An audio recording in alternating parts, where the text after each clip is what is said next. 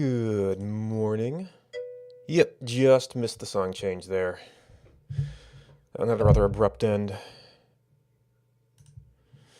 Alright, so I think we're at the point where we've got a lot of this stuff in place. I could probably do some further refinement on React.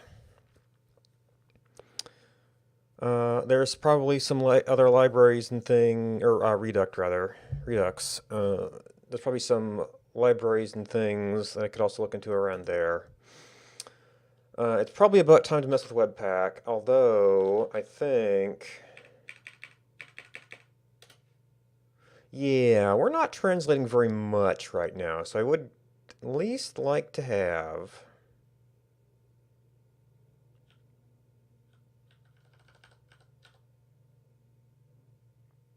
This feels like it got accidentally pulled up here at some point. Or maybe the Transpilation may have done that, or the compilation for JSX. But, Babel preset React. Launch source. Outdoor presets. So I might need like a different preset or something to have it actually come transpile the JavaScript. Does something more more portable? Babel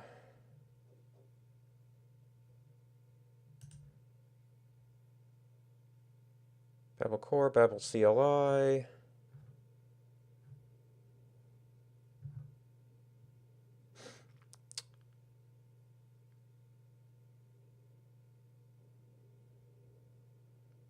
Babel source to lib. Okay, and this is another site that does not like high contrast.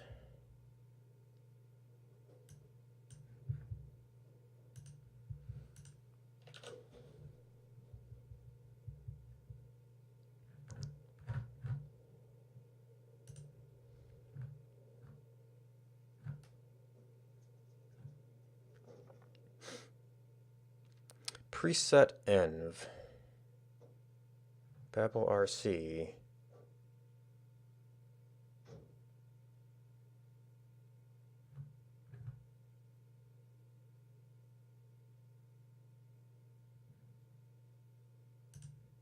Plugins. ES3, ES5.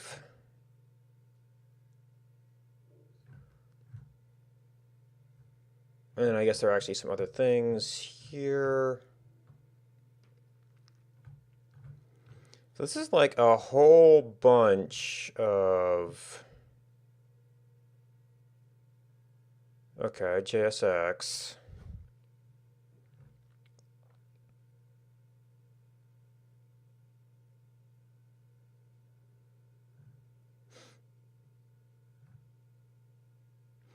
So do we just need to have a giant list? Okay, so those things are presets.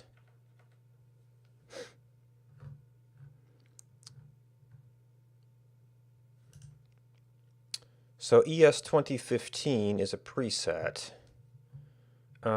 Is that a supplied preset, or do I have to...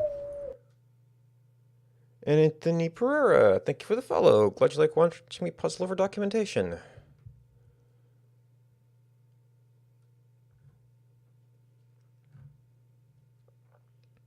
Ordering is reversed.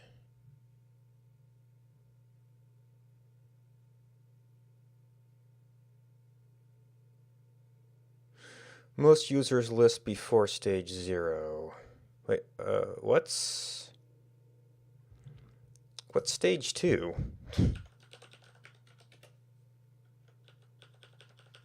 Just some other stage. Okay.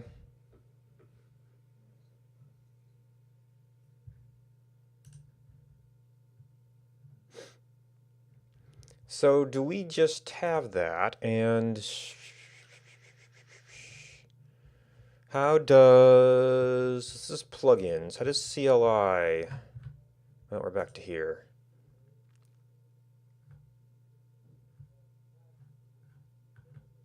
And then they say, well, this is definitely a list.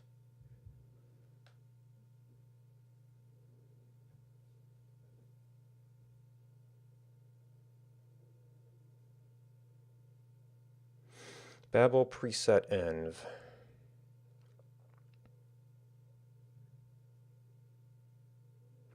So they're recommending a Babel RC file to the extent that they don't even really tell us how to do multiple presets. npx Babel.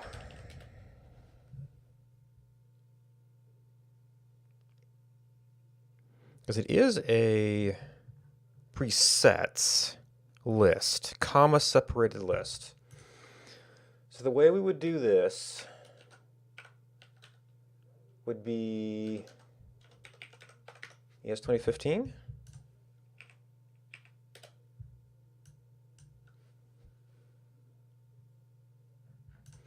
Okay.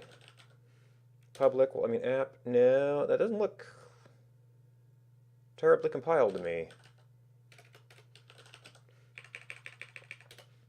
Now, maybe it's determined it doesn't need to compile them. No, that's public. I need source.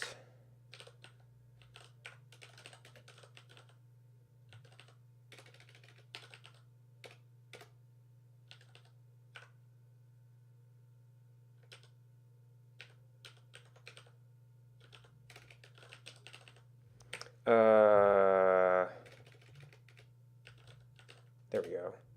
No. Does 2015 not include the import? This gets us into plugins.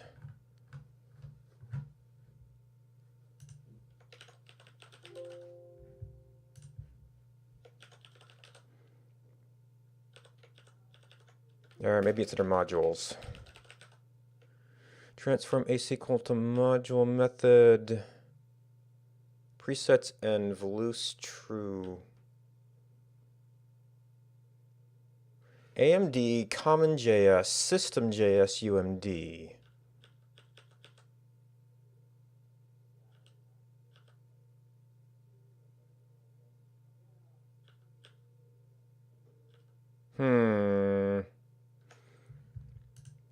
Let's see, do we have anything else? I think I used like some of the dot syntaxes and things in places, but that's going to be more in regular code files. Oh, did I not actually save this? That would be a problem. Oh, because it was running when I opened it. So I interpreted it as read-only. Even though it wasn't running when I wrote it. Okay, so now it doesn't like some stuff. Babel preset 20ES 2015. Maybe it's Babel? Maybe I have to... Oh. Now it's determined that it's read-only again. Alright, so this is going to be kind of an annoying way to do this. Nope.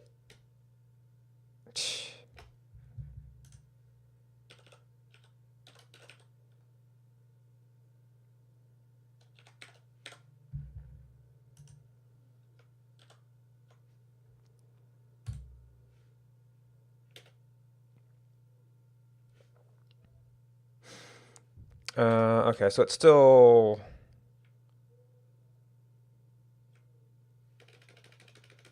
Let me just turn off watch for single executes here. I might have to install this. Cannot find module. Okay, so... Oop.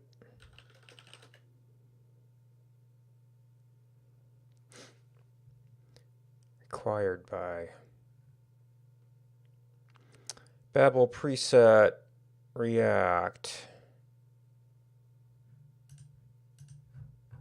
And you see, they've got this under groups. They don't have them...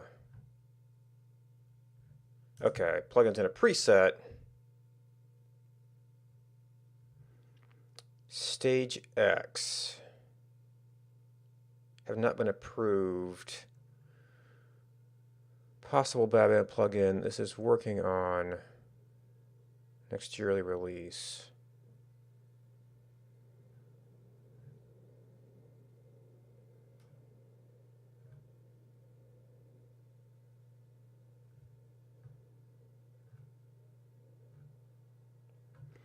Well, they did list it as just ES 2015.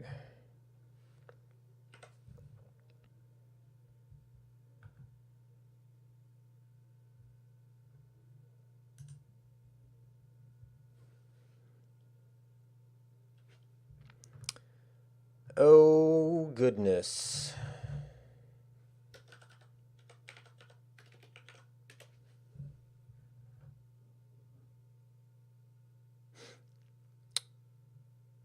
Loose modules enabled.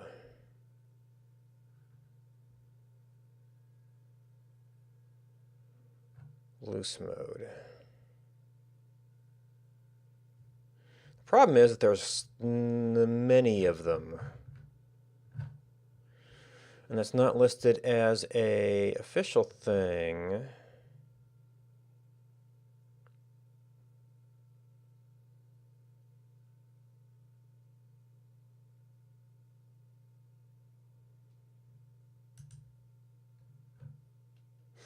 Node 4, Node 6.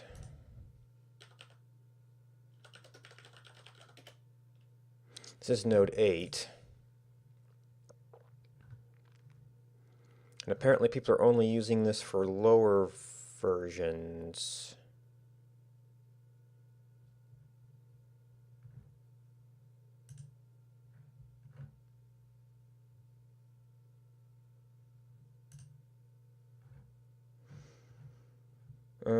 This gets into a whole bunch of other stuff.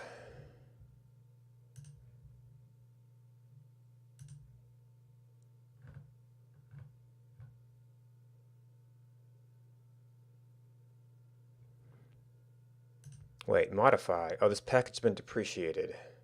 Preset env. So does env include that stuff now?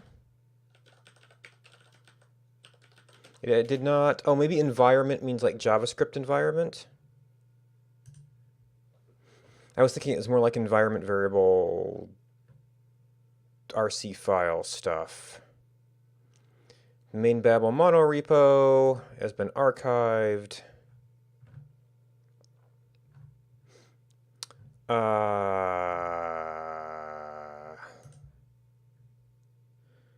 does it work?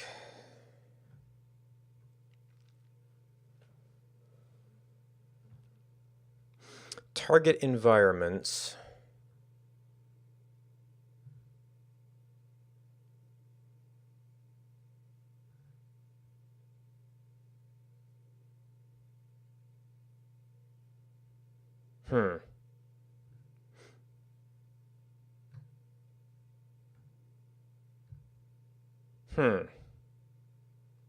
Browsers supporting ES modules. That supporting ES modules means it won't do anything with that. Transformation of EX6 mod to another module type. Which means I'd have to have a module loader.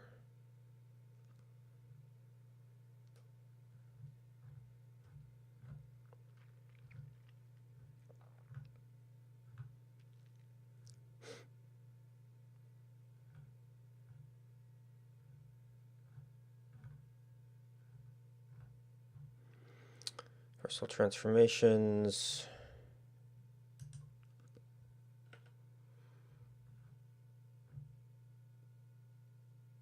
Not support Stage X plugins.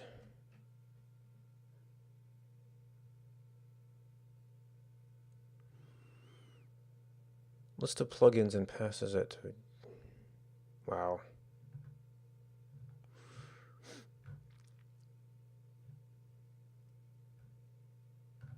Browser list integration targets.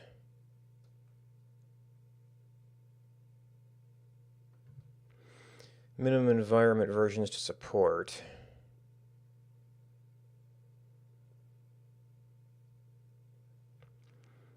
If no targets are we'll transform all ECMAScript 2015 plus. So I guess it's just preset env.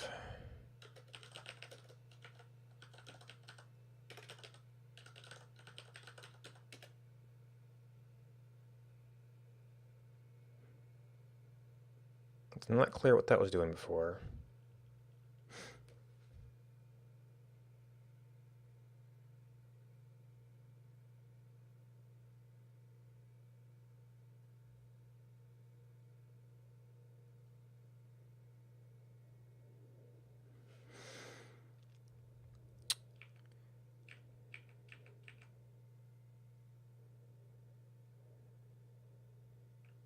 So do we have to do preset env?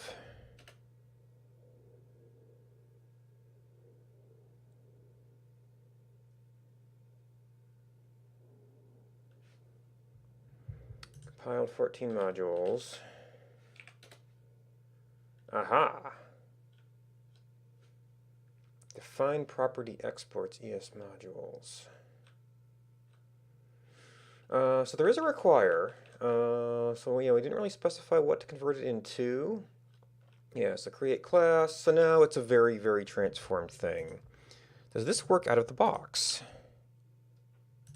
I would say no.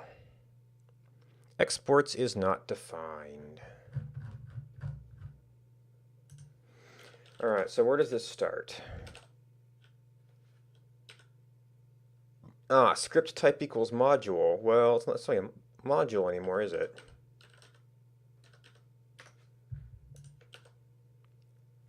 Exports is not defined.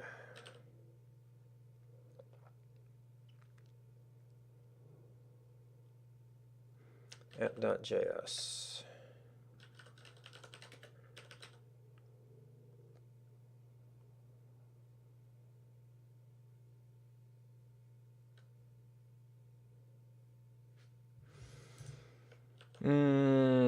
So is this an option about what it transforms it to?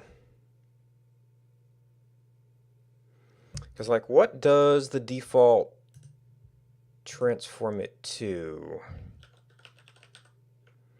Targets.eames modules. Script type equals module. Smaller scripts. Browser targets will be ignored. Modules. To another module type. Will not transform modules. Defaults to auto. What does auto mean?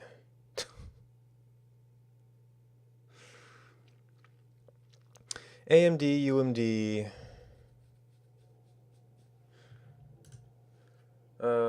So do they require? We're probably hitting exports first. So exports. This looks like CommonJS. So this is looking like we have to use Babel RC.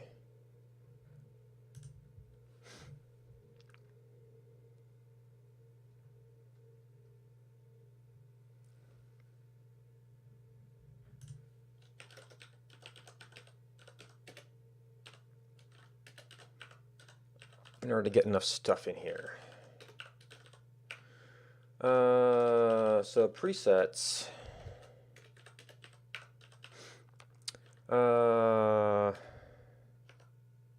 So it's an array of things, an array of Babel preset React.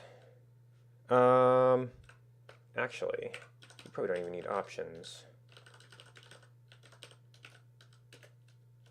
But then you do Babel preset env with an object. Loose, I don't know. And then modules is defaulting to auto. Modules, I presume, means don't transform.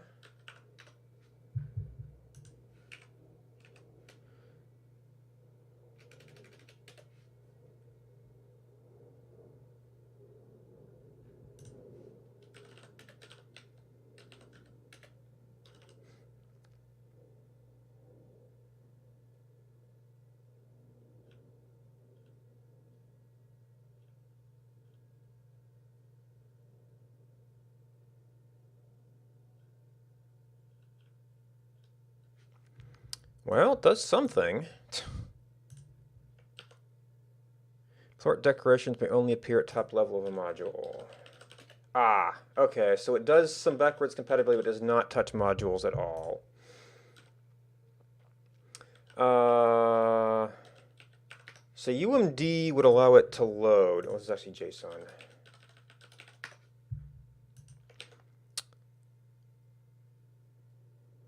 Right, we have to run this because it's not an auto.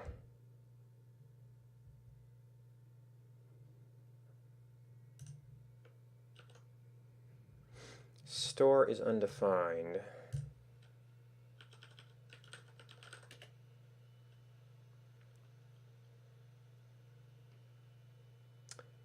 Yeah, so it's in an environment where we have a module loader.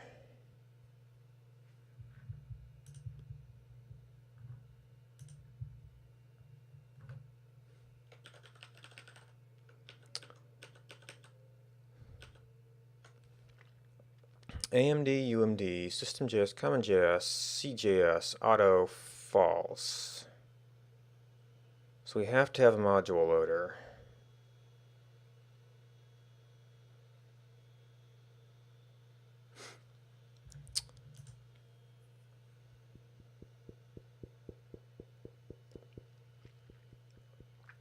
It does not, and maybe this is a thing that Webpack does, is actually like bundle things together into files. Loose transformations.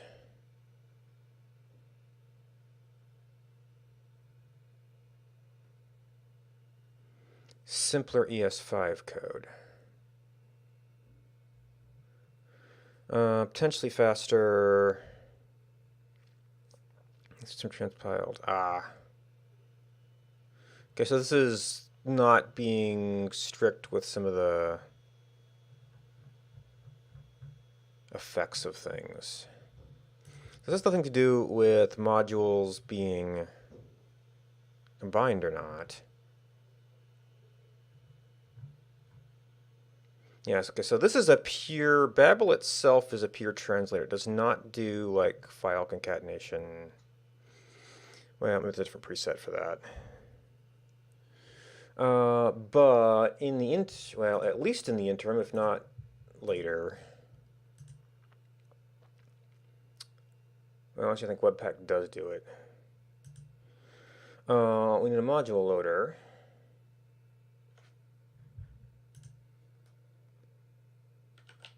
So I've usually used AMD.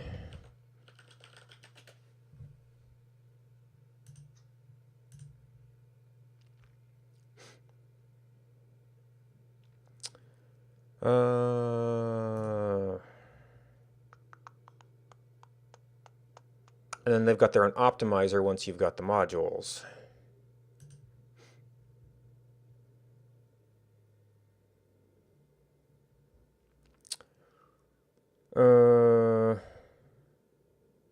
I'm basically doing dev. Oh, okay.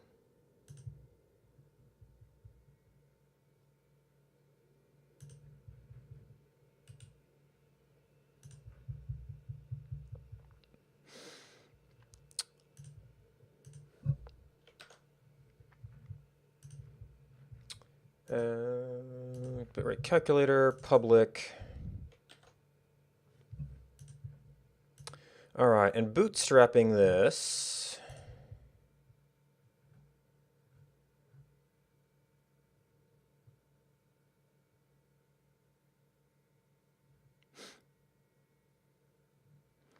All right, data main equals. index, and then this will give us some other means to do, well, I don't know if any of these are UMD or, well, I think the React stuff is UMD. So this becomes require.js data main equals app.js. I'm not sure if we've actually built this yet.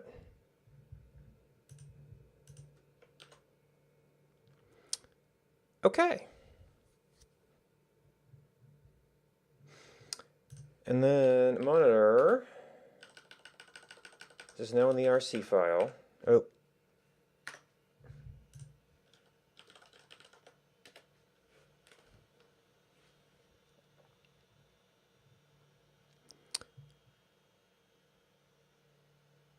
What? Why are...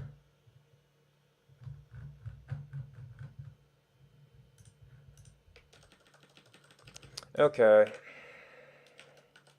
Apparently I ran it before I opened this again. Or...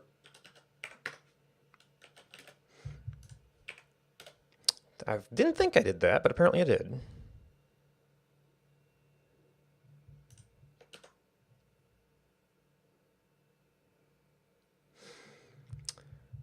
Alright, so that's a step, and then getting this other stuff as more proper, well... I was using U for source control.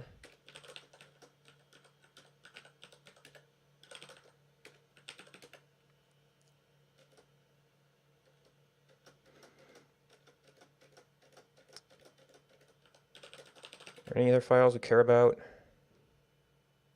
Package lock, index was a small change.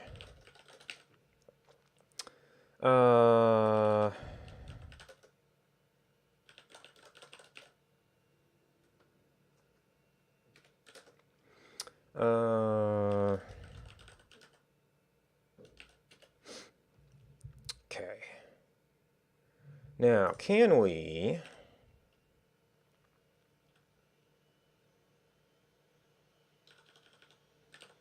What is TMI?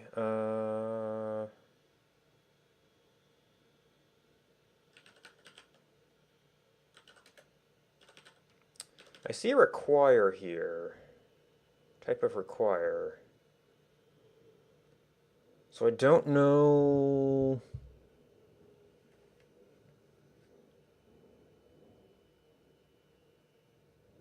Because you don't have any dependencies.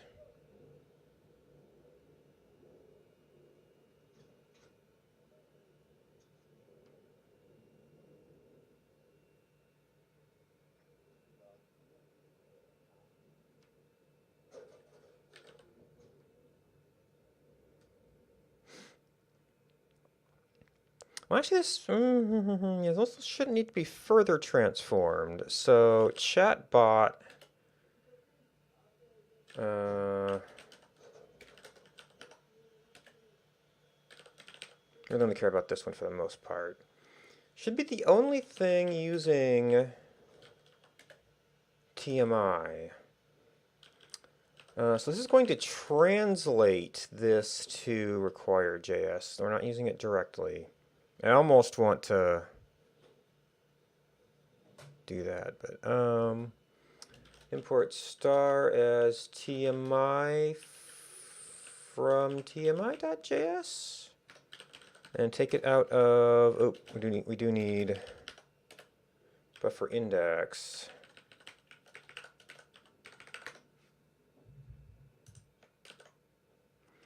And then we actually do have to test chat stuff. TMI.client is not a constructor.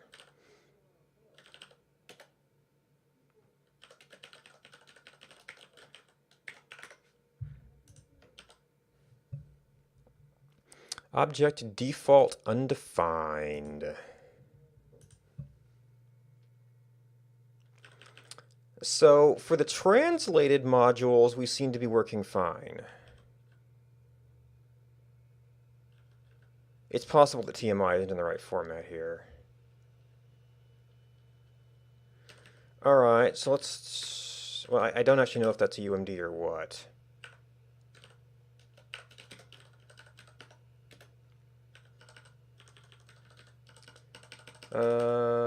So what about...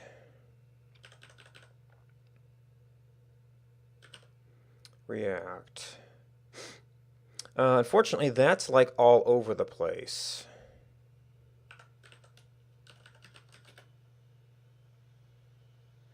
Fewer things... Yeah, only store needs Redux proper. Although if they're not being loaded by that method, they may be some other things that depend on it would have problems.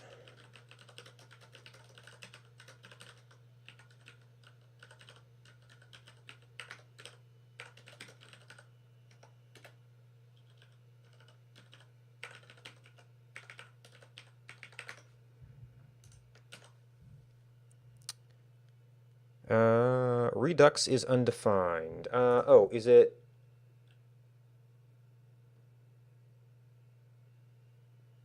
Lowercase Redux. And that's in React Redux, which we do reference in a few other places.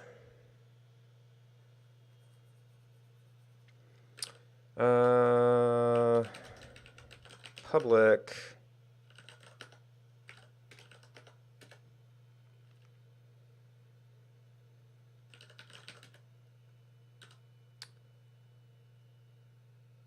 Okay, so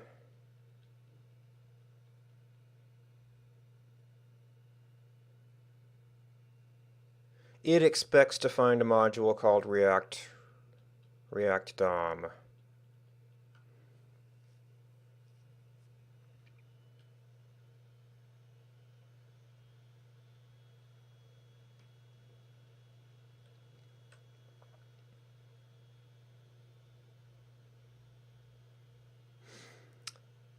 So if you're in AMD mode, you kind of have to go whole hog.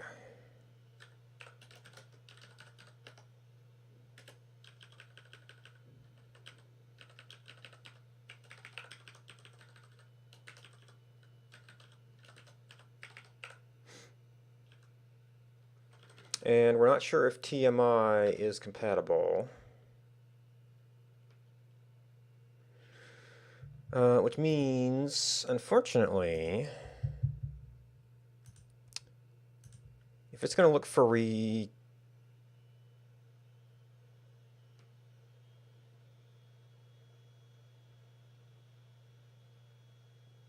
Did I already do this?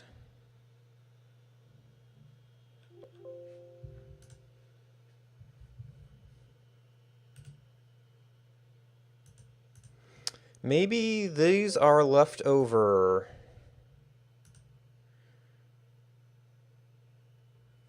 From when I tried moving this into my source directory.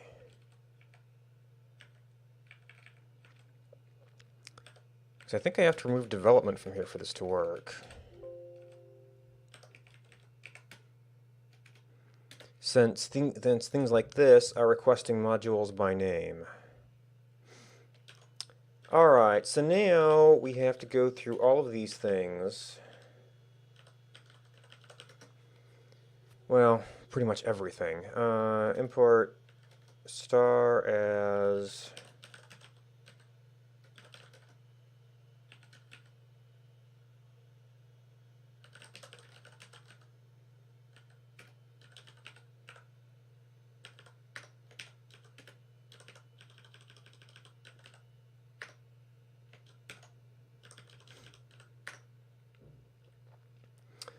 so in theory we got Redux, and then everywhere we do React.component, and probably React DOM as well. Okay. We need React dot. So everywhere we do that, we have to import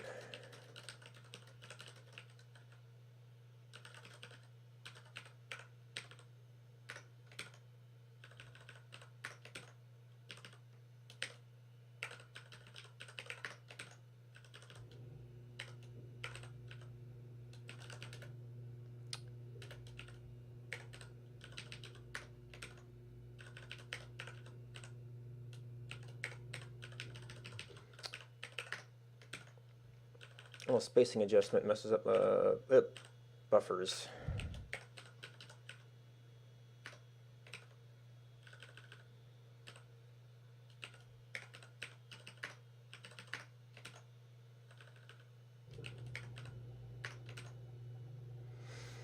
All right, so it's just translating that. It only gets executed at runtime. React DOM is not. Oh, maybe I searched for the wrong thing. Yep. So you also need React DOM. Was it React DOM? Yes. How about we save that? Oh, Bevel parse error. Oh, we got in insert mode somehow. I bound backslash to save because it's like the thing I do all the time. So I just want a save button.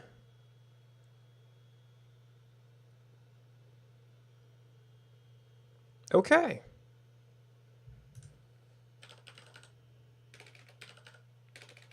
Now I might have to move those into source when we get to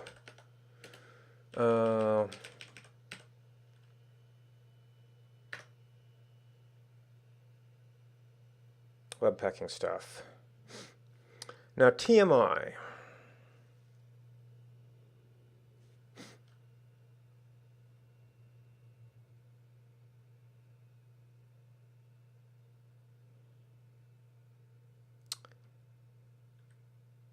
Does not seem to be AMD compatible.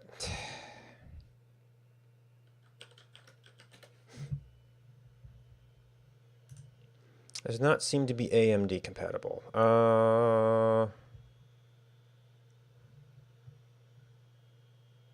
TMI on window.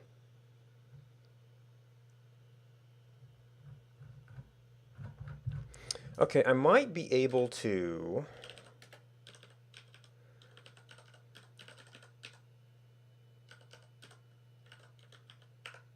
just import that and let it do its global thing. Okay. Well, no, we're also still doing it in index.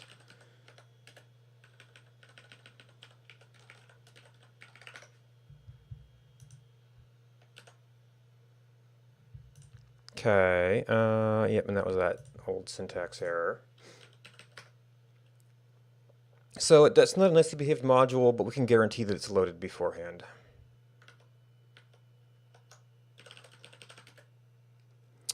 And I should have, well, I mean, Git should, well, it got a little bit weird because we technically deleted things and renamed them.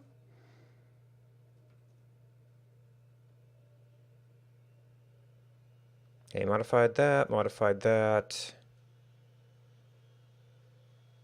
Guess there wasn't a React DOM.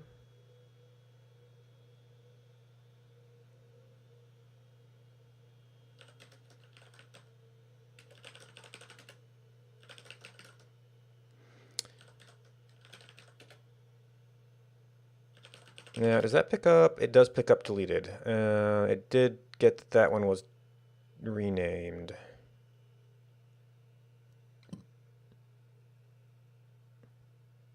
Wait.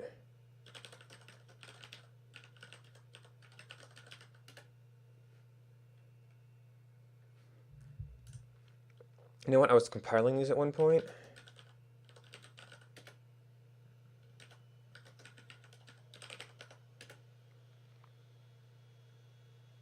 Public start.javascript. Yep.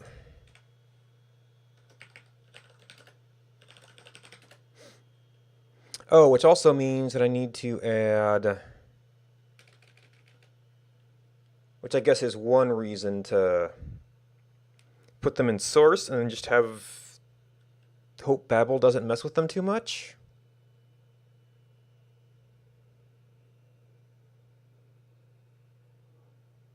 Because it shouldn't need to transpile anything at that point.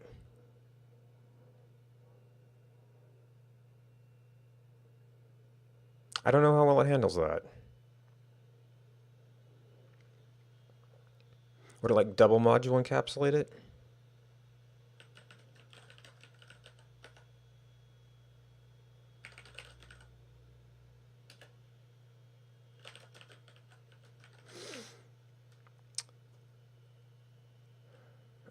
Actually, well, that means I might have missed TMI. This is not the transpilation. Switch libraries to module loading.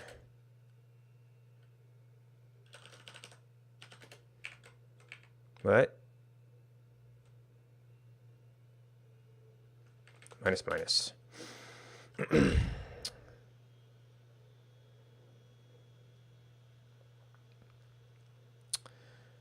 All right, so that was, well, I guess that was not too far unexpected. All right. Yep, Webpack.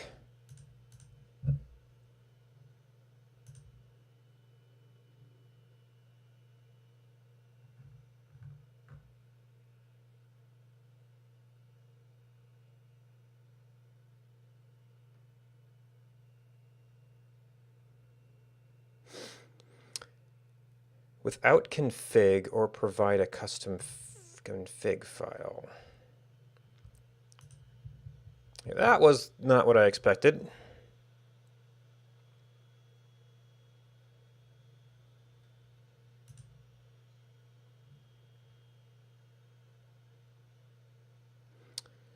CLI or API.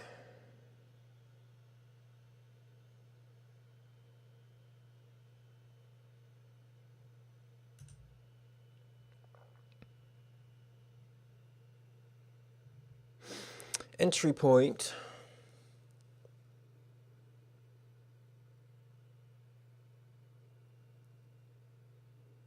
Source index.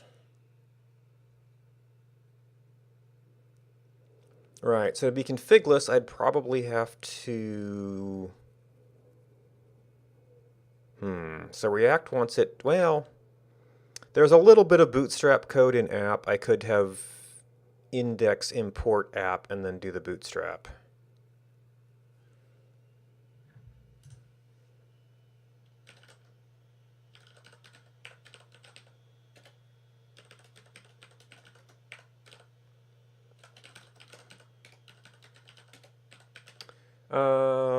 Okay, so this is going to be app from app.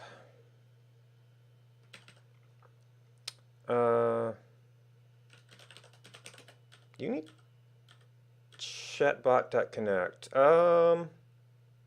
Is that an index thing or an app thing? That might actually be an index thing. Setting up the store.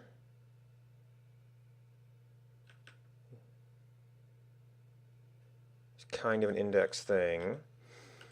React Redux is the provider.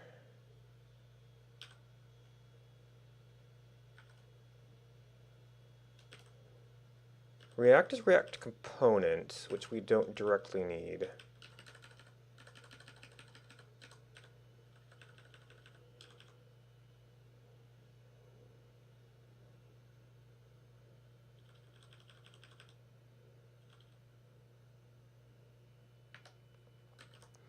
And then app does not do the chatbot, does not do the store, does not do the DOM, does not do the provider.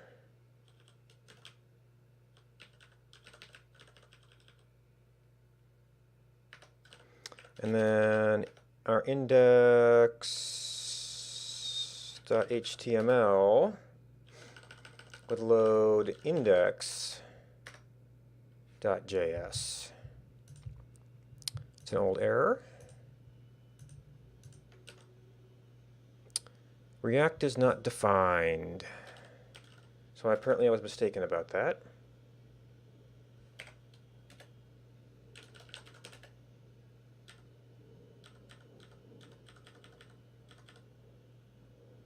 Okay, it must use it implicitly somehow.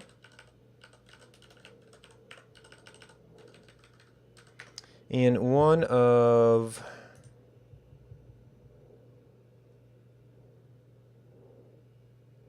Oh, it converts it to React create element. Okay. Okay.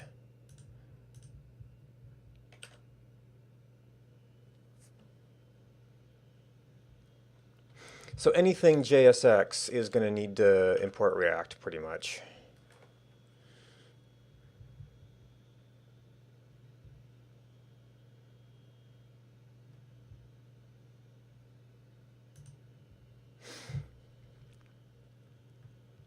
Output property, it defaults to dist.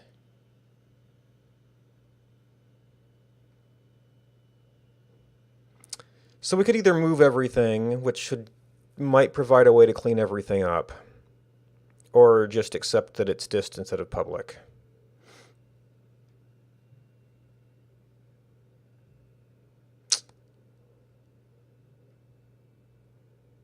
JavaScript and JSON.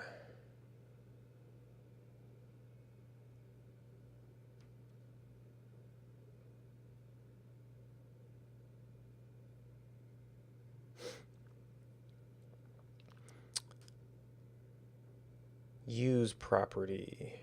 Which file or files should be transformed?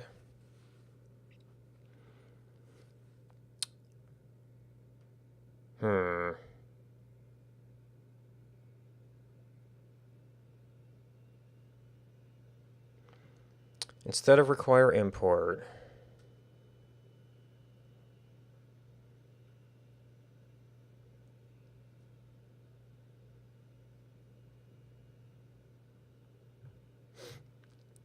plugins, HTML Webpack.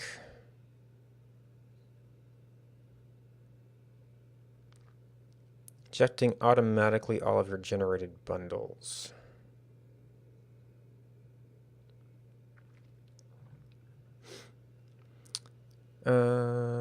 Default mode is production. Okay, well, you might have to override that.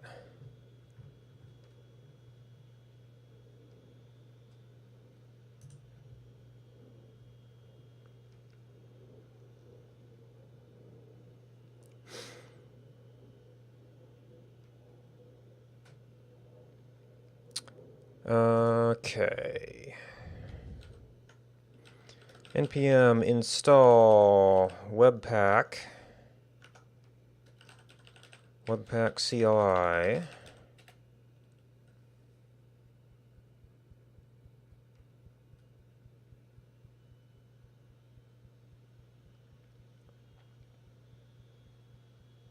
I guess I should actually commit the index change separately.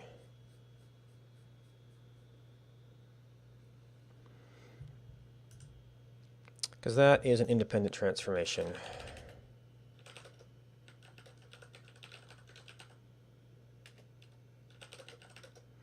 Git add source app. Git add public index.html.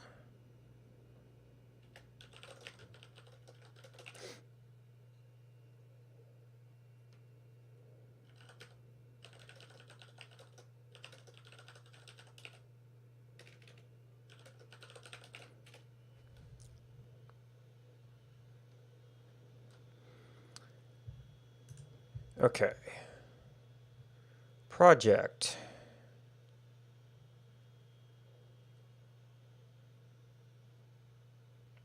Index.html at root.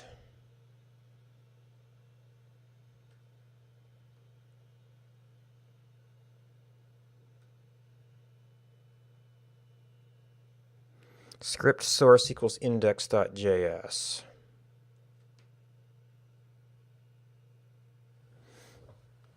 So if we're webpacking that, how does...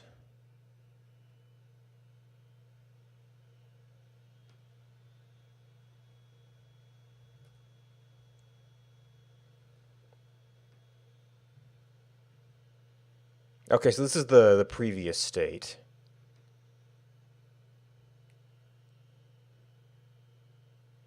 Add dist index.html.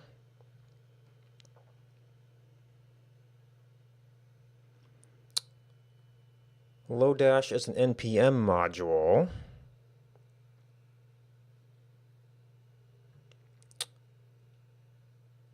Import. And we're defaulting to main.js.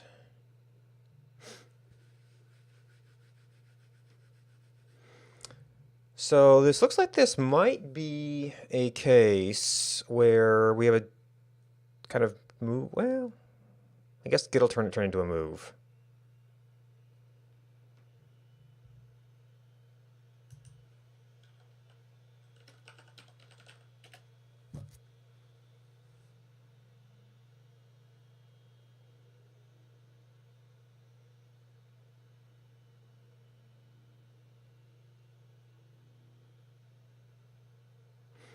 Module parse failed, unexpected token. So it looks like this is JSX. So we're going to have to add a Webpack plugin to say what to do with that.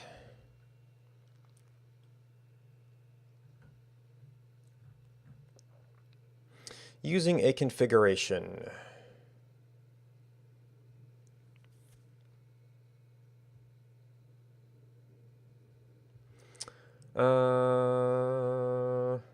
And we might have to do a bit of searching here. Webpack.config.js.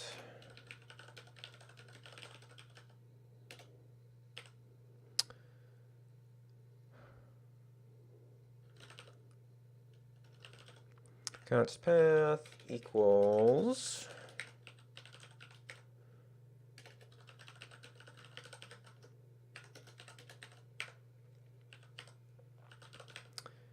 entry might as well be explicit.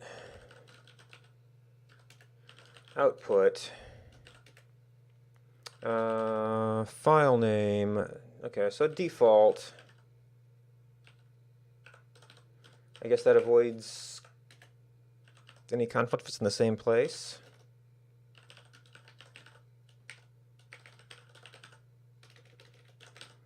Now, did we already create a dist? No, it didn't get anywhere.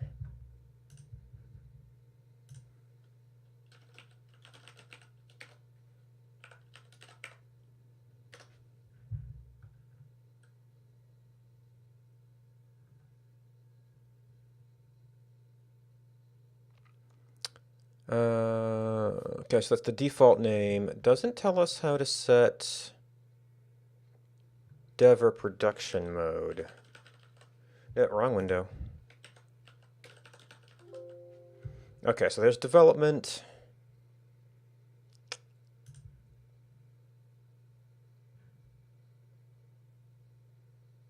That's other assets. Module rules. Style loader, CSS loader. Source maps. Huh. So I guess you would have to set this from a environment variable if you wanted to easily switch it.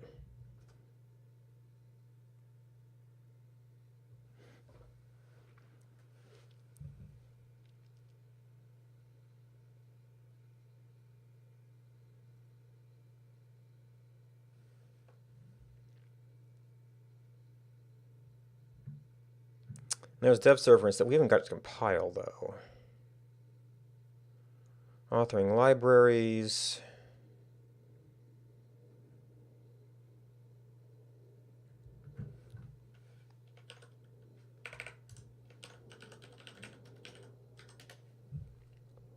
Well, no, actually, React was like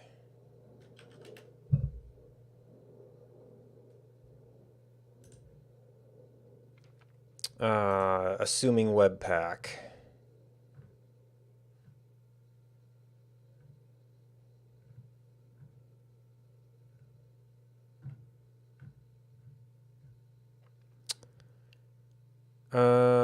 Add React to a website.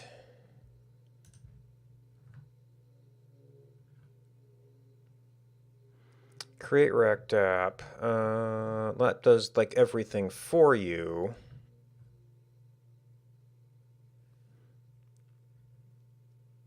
This is just Webpack in general.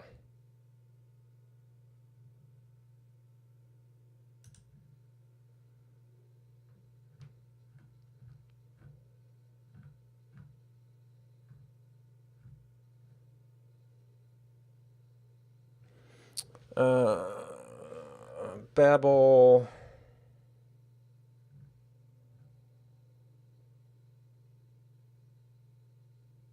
Yep, there's Webpack. So JS, JSX, Babel loader, Babel env.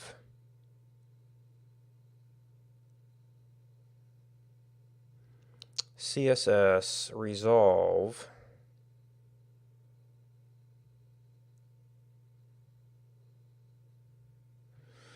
And there's a dev server. Hot module replacement plugin.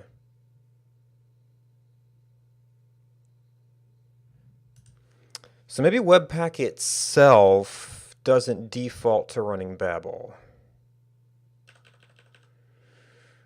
All right, so mode development, entry, output, module,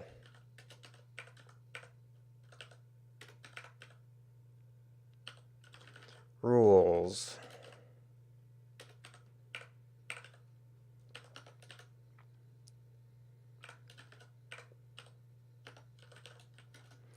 test,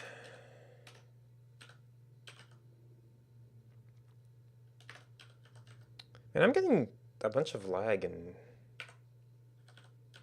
Vim for some reason.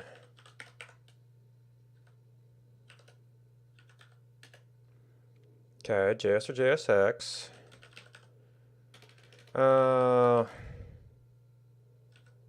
Probably. We don't have any Bower components at this point.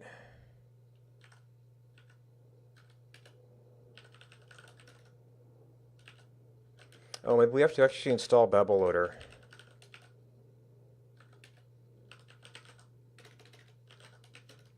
And we've already got our config.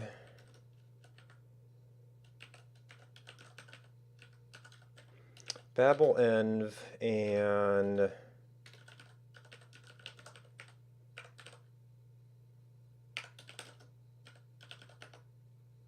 really?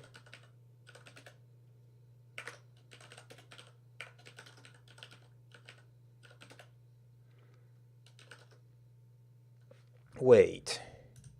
Did I do that? Did I do that in source?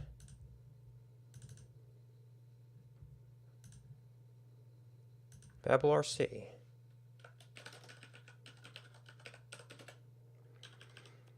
Oh.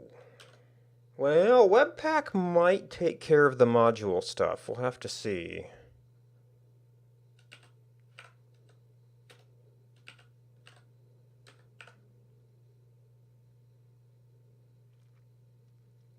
I might have to see how I pass options to that.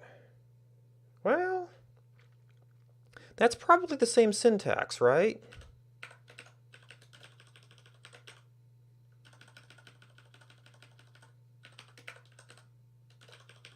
So it's all Babel options. Although I guess I am curious what that defaults to.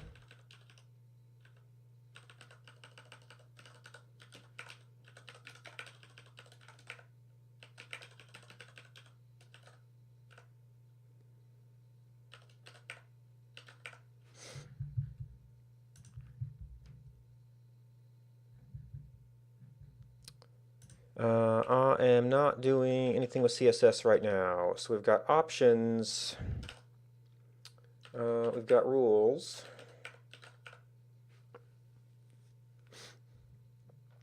we've got the end of the rule list.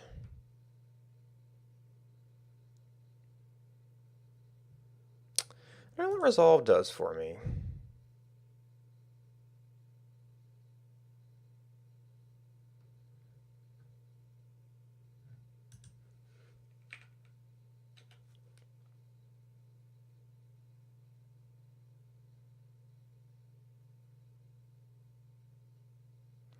Invalid or unexpected token.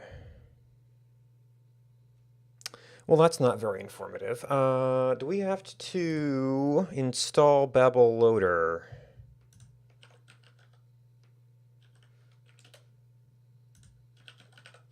And why didn't it complain about that? Yeah.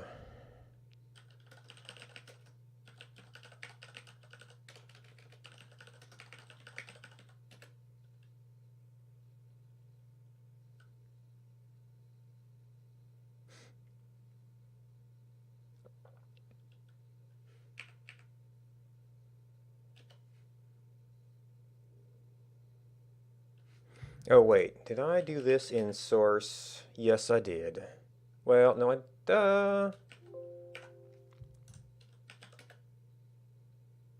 no, it says dot dot. Webpack.config. Oh, no, it's a JavaScript, not a JSON.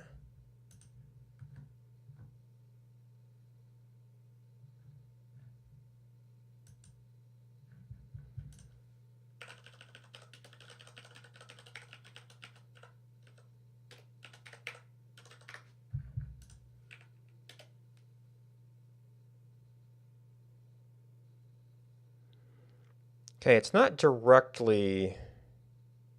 Oh, that was different, though. Maybe I didn't hit save.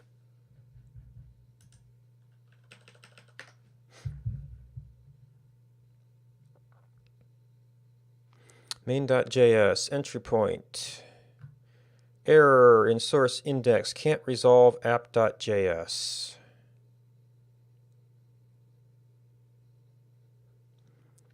So it says it built these.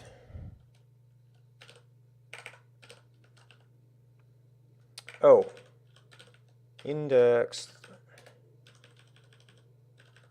Oh, because they're being resolved here. It's looking for them at their source file paths. Whereas that was looking for the output file path. App.jsx. No, can't resolve. Yeah. So your JavaScript, anything that references another component, and this kind of makes me wonder if I should even using that extension. Chat status. So this, like, it really matters whether you're using the builder or not. Bitrate calculator uses a bunch of children.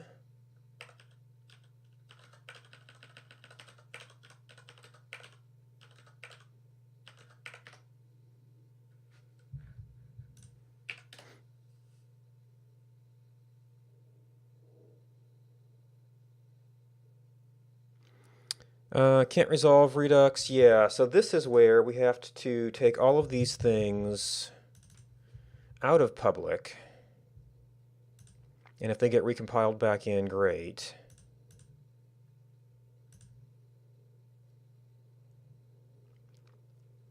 Now require.js is just used here. And TMI gets referenced.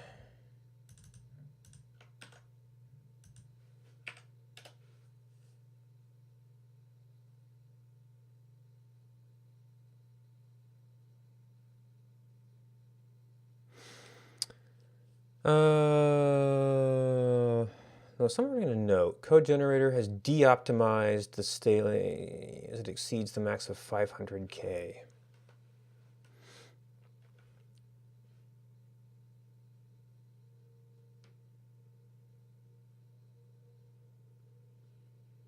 We're in development.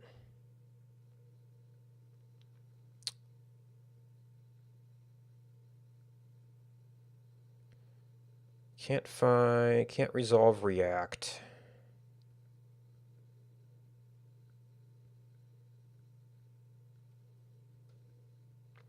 React bitrate calculator.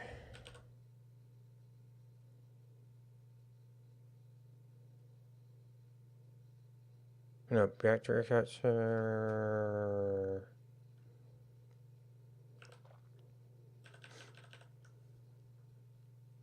React Redux, React DOM, React Redux. Huh. Maybe that's resolve.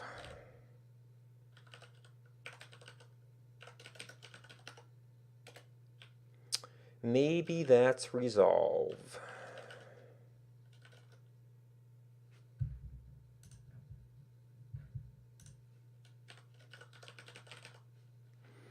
Extensions.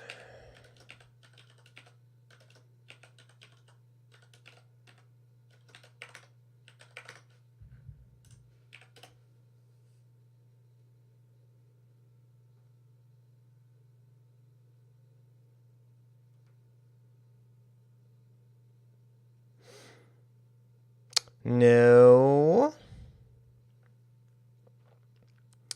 So interestingly enough, this worked before.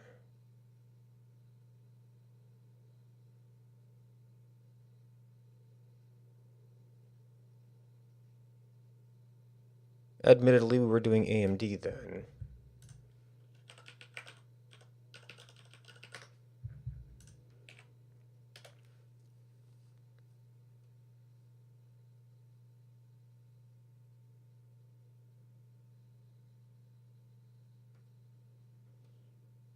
Okay, now that made no difference.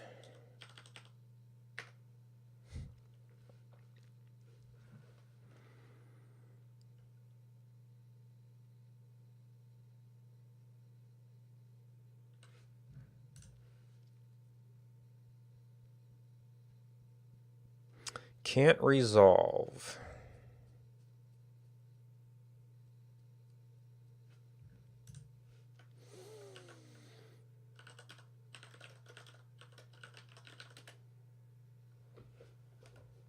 HTML loader.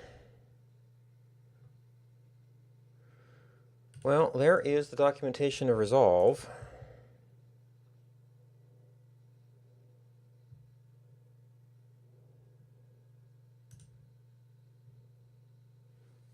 Path to module.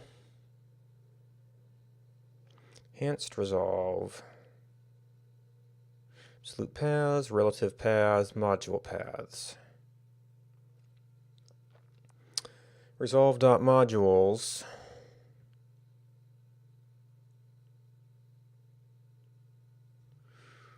Successful for resolution.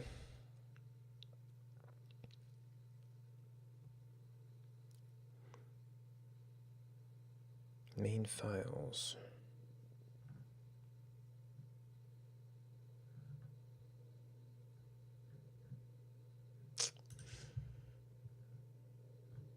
Resolve.alias.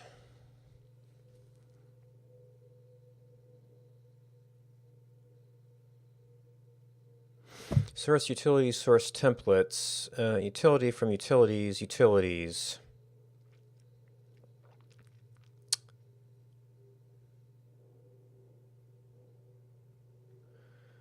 Signify an exact match.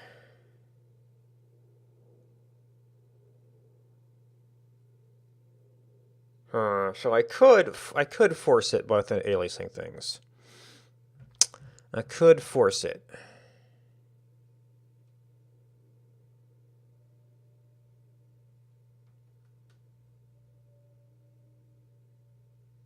Field.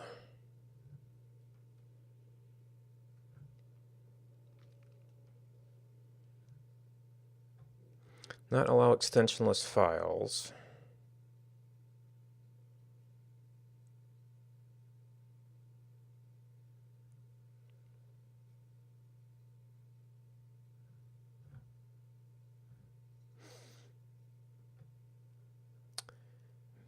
Importing from an npm package.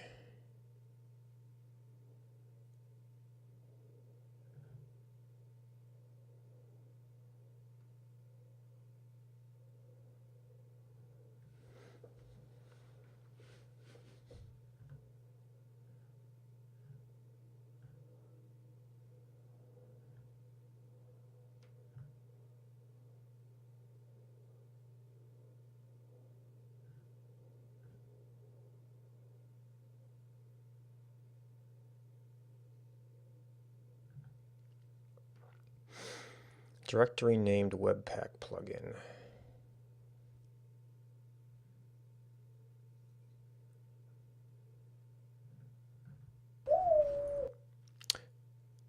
Endless Profit, thank you for the follow.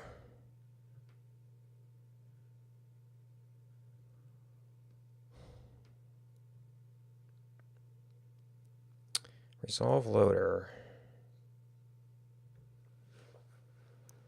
Modules. Loader package.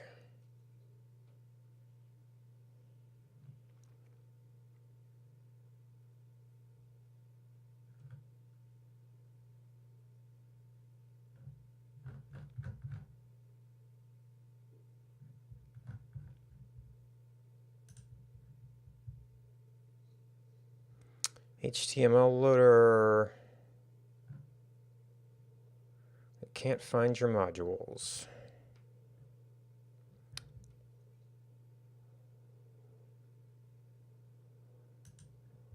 Their certificate seems to be expired. When absolute.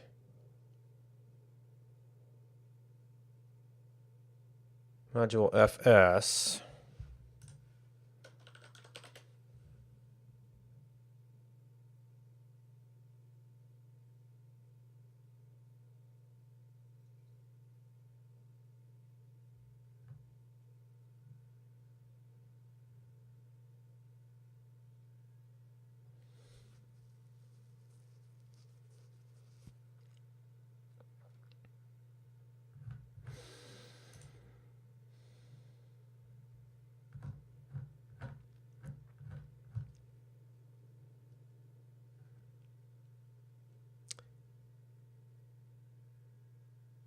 Greeter massage. App. Greeter form.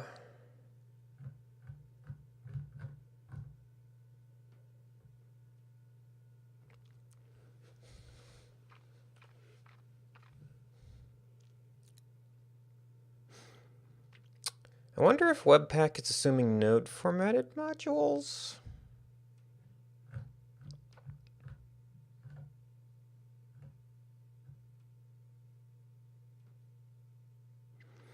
Resolve extensions. Loaders, Babel loader.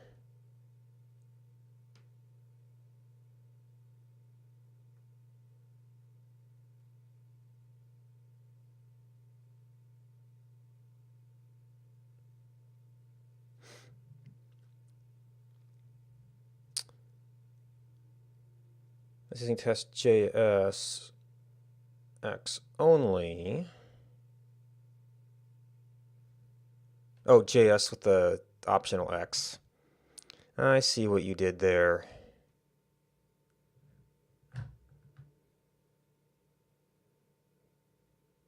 Import is relative. Still getting the error. So does this mean we need to do some sort of path thing?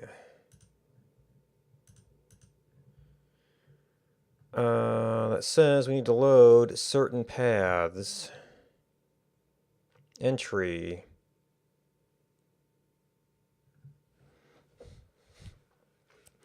Didn't Resolve have some options? Dependency management?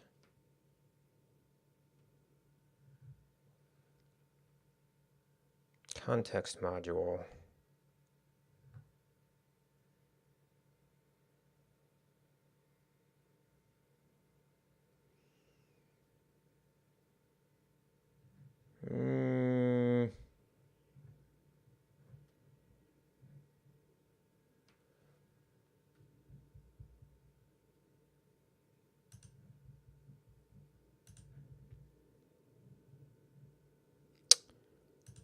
Module API? Import.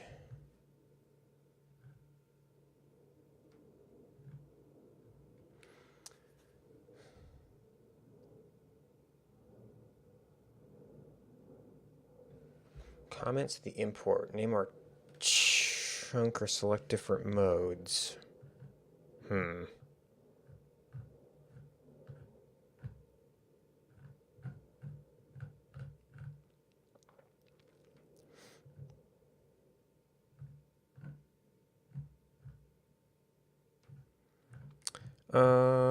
Yeah, this is, I need more the...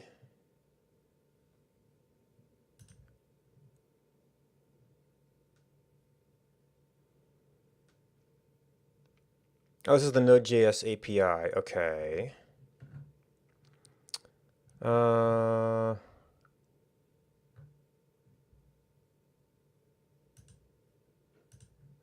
methods?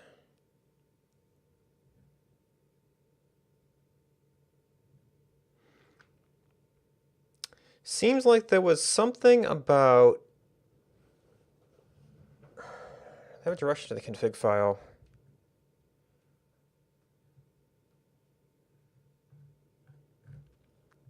Maybe it's a plugin. There's this stuff again. Something about setting up the config file with a search path? I guess that would be resolved, wouldn't it?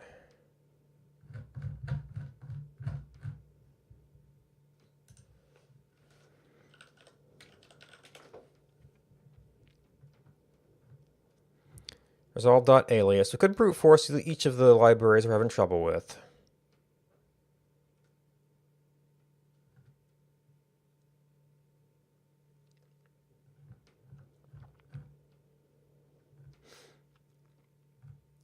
Description files, force extensions.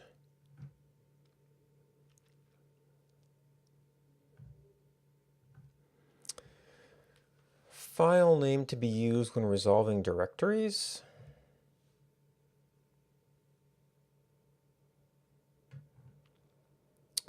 Should be searched when resolving modules.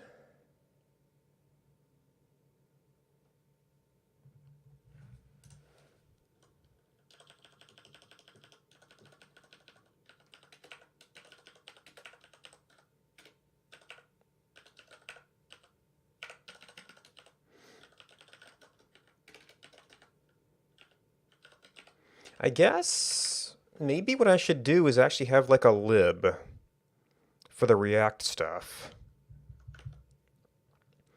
Then the unqualified imports will all go there.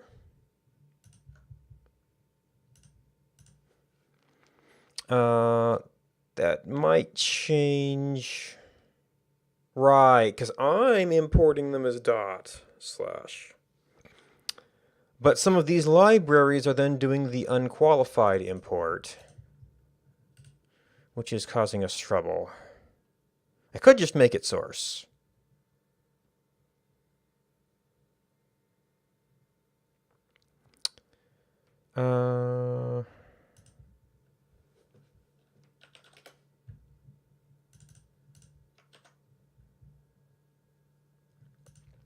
Now, all of my import statements then break, and this becomes...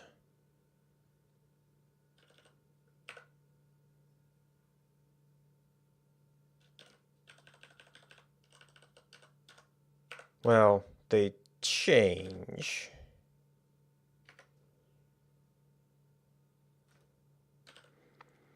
But everywhere I import TMI, this is no longer in our local directory. Everywhere we import React,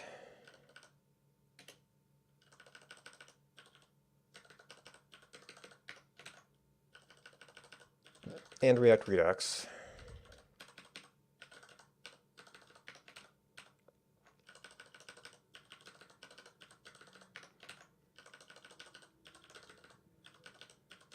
the dot slash is going to send us to the wrong place.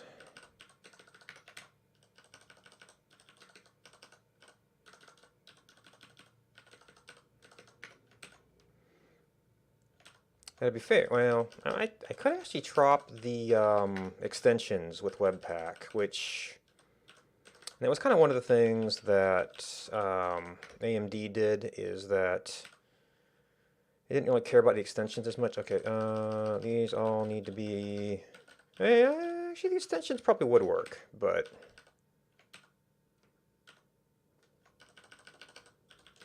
on that same logic.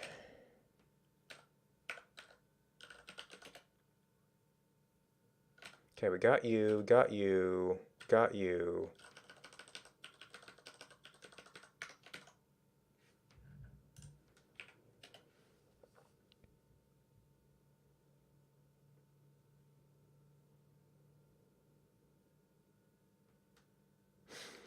Deoptimized, React DOM. Cannot resolve reacts. I did not delete that last S when converting it from JS.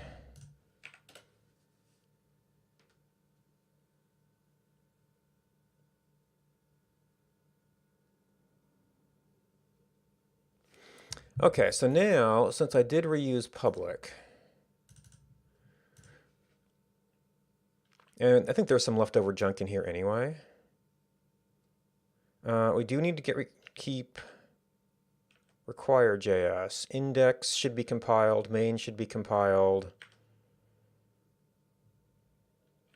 Resolution control. Store is compiled. Twitch ID could be compiled. So is this producing one file, or is this kind of producing everything?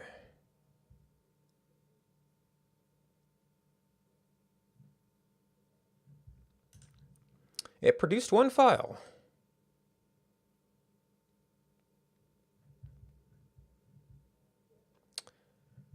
Which means we don't actually need a loader at all, although, well, it might not be formatted for that right now. Yep. Script error for index. So, index. Oh, actually, it was probably loading index. So that might work. Okay, it does work, but we probably don't need require JS.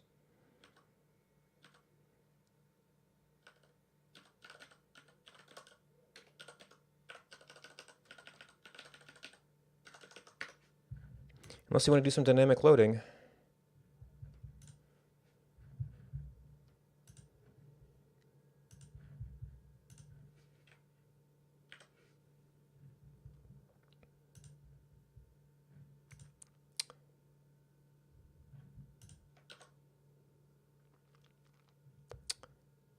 Okay. And things are, yeah, everything's actually working.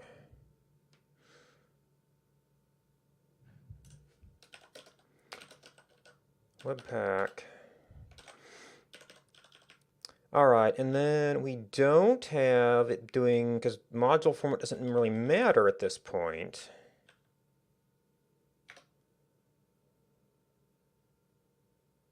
So well, this is passing its own presets, so the Webpack, or the Babel RC might not matter. And this is going to be a mess.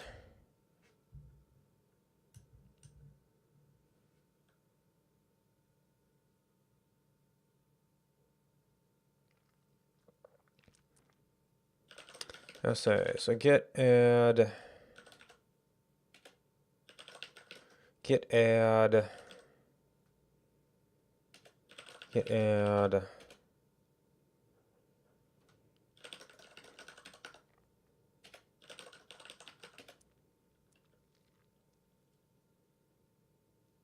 And I think that that is correct. Yeah, we must have never committed TMI. I was ignoring JavaScript in there.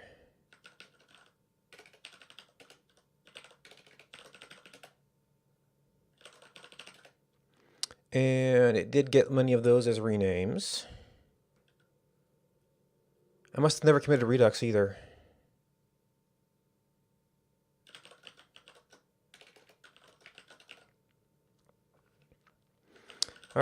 right, convert to Webpack. Let's get our monitor back.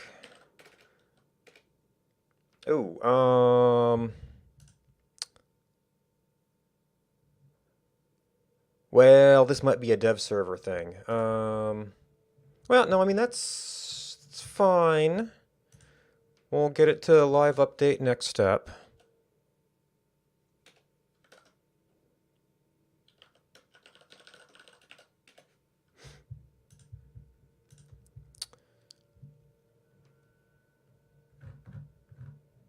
So I think we're bouncing between, yeah, the like introduction stuff. Maybe the CLI has an option to watch.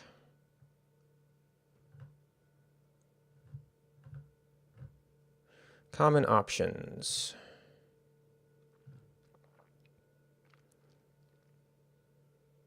Ah, sets end. Okay. Config env mode.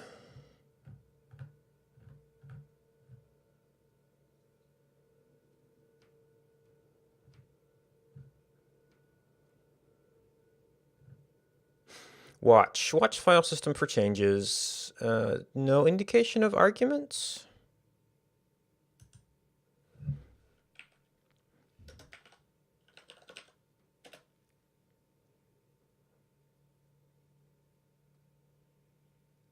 Webpack is watching the files. Okay. Okay, so it's doing its initial build. So if we go into, let's see, you don't have any text. Bitrate calculator has some text. Okay.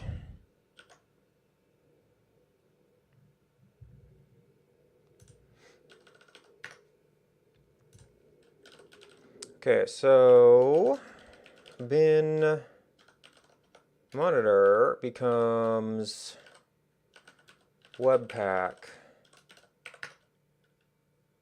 watch, which isn't nearly as bad of a command. So it barely needs the file for it.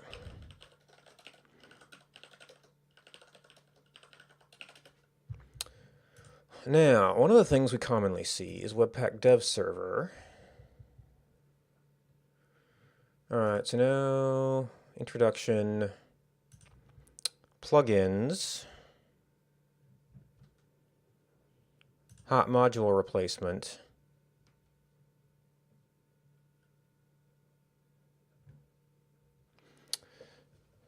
Placement is interface will be exposed under the module hot property. If the interface is accessible,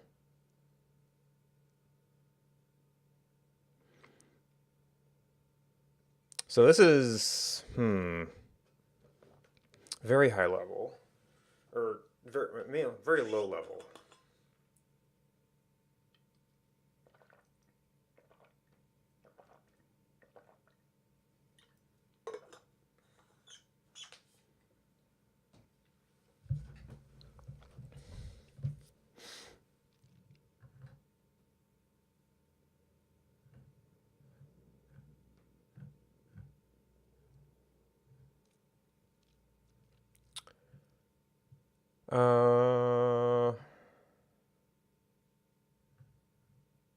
Plugins.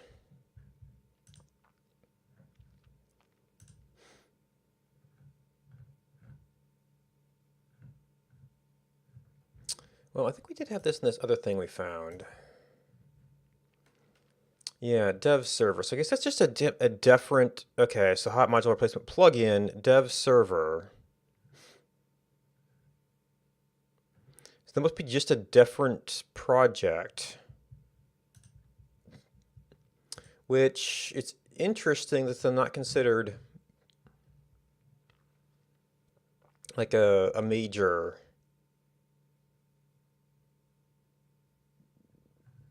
thing.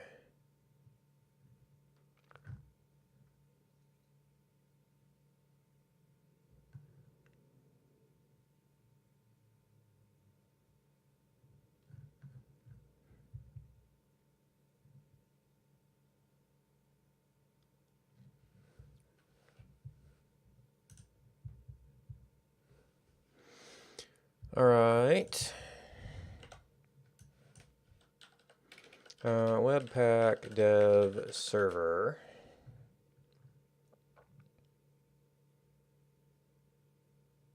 Webpack block? It's a block.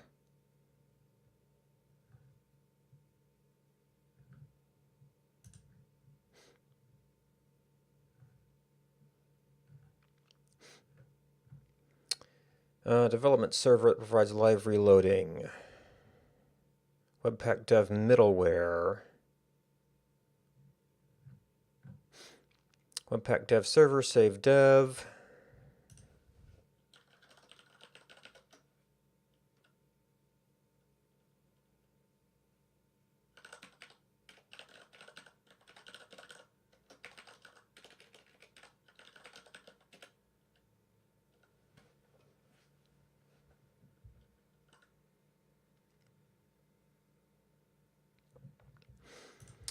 And now that we know that everything's basically working, I should probably, especially if we're doing live reloading, we're not going to need to actually have it connected to chat all that often. All right, so Webpack dev server.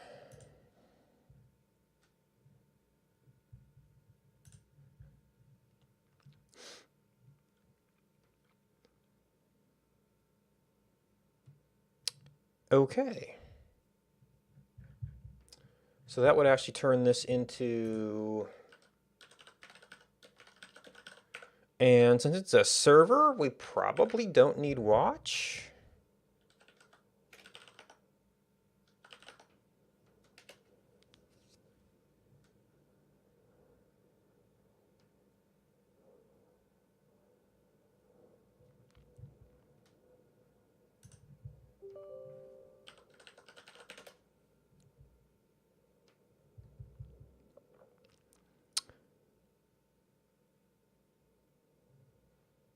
Okay, you're trying to do some additional stuff here.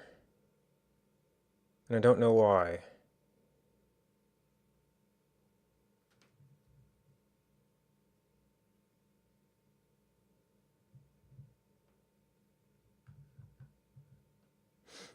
Oh, maybe we need to have the hot module reloader in the config? They don't really mention that.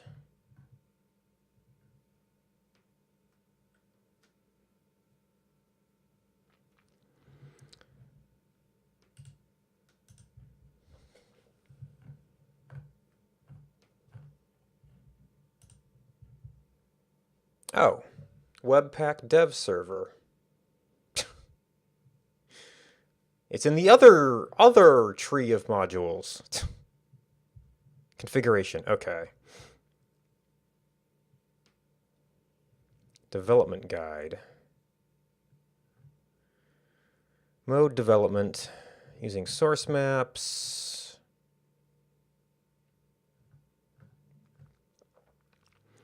Webpack's watch mode, Webpack dev server. Webpack dev server.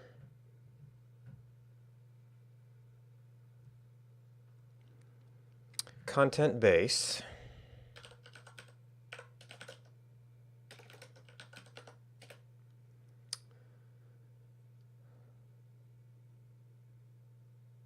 Entry plugins.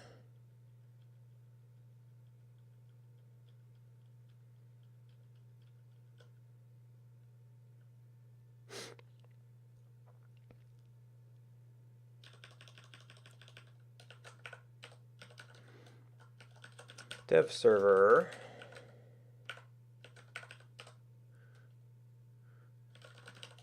Content base.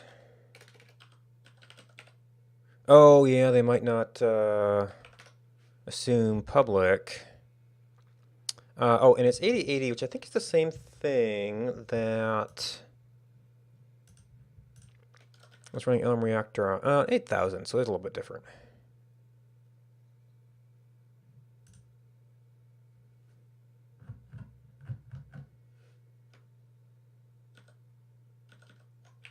Does that help at all?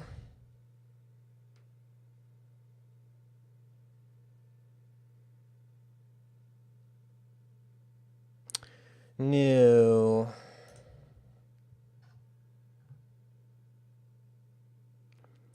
Wait, why? What's dot open?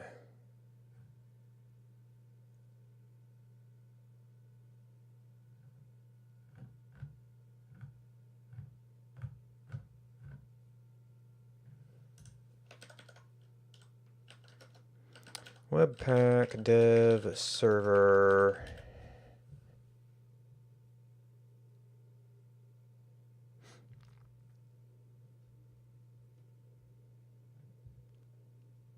Open the default browser or optionally specify. I've got a browser, that's fine.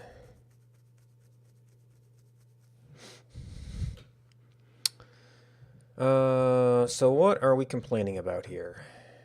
Cannot resolve ANSI HTML. Webpack dev server client overlay.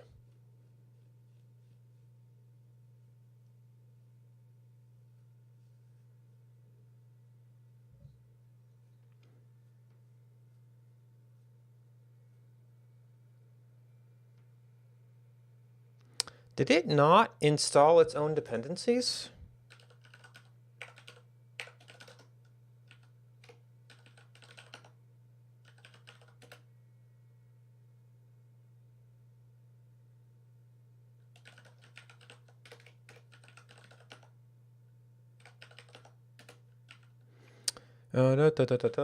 ANSI HTML. It's downstream from somewhere.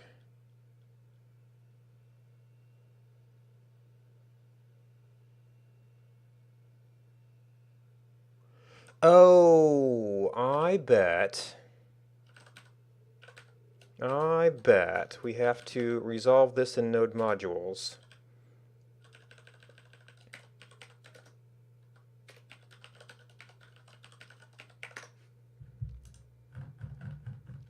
Because it's using it internally.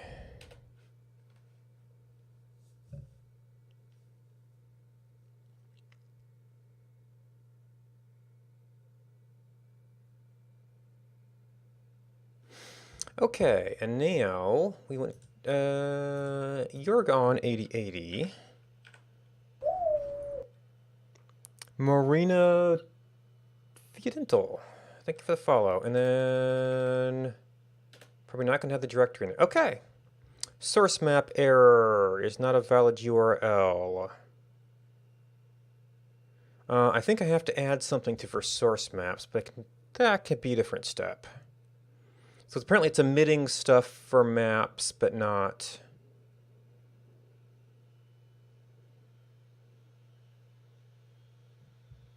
Or things to look up maps, or reference for maps.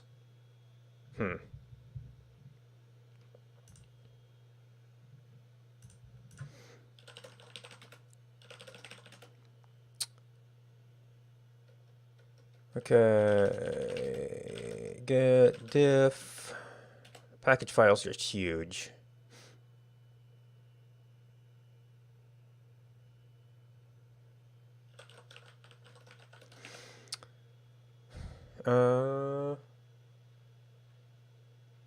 And the whole point of this was to get the live reload. Okay, cool. Webpack dev server disconnected. Okay, cool.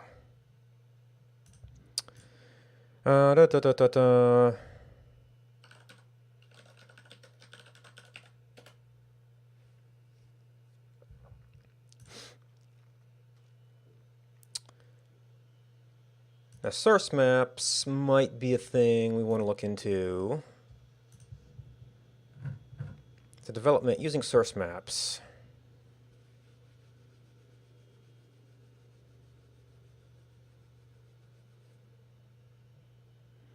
Inline source map, though not for production. Dev tool inline source maps.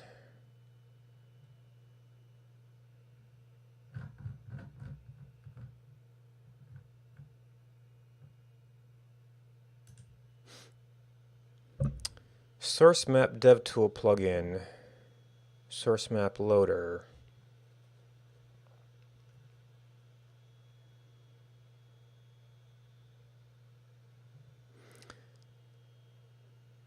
Build, rebuild, production, none. Cheap eval source map. I don't really explain what build and rebuild means. Hidden source map, no sources, source map. Oh, super fast, pretty fast. Very slow. So none is good. Eval is not production. So none is production and cheap source map. Transformed code line only. Cheap module source map lines only.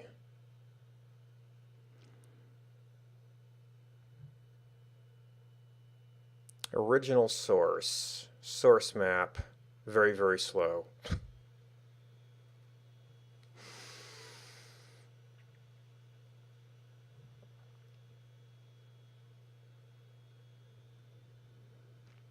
I want fast source maps at the cost of bundle size. Separate, they're accurate and support minimizing.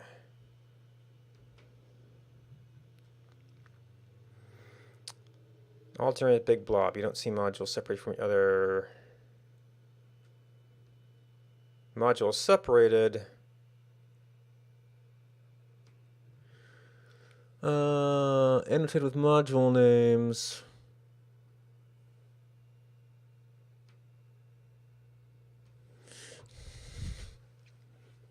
It depends on loader support.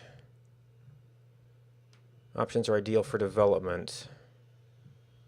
Qualities. Doesn't display line numbers correctly.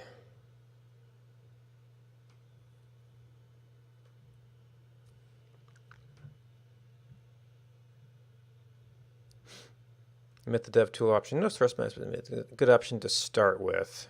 Full source map.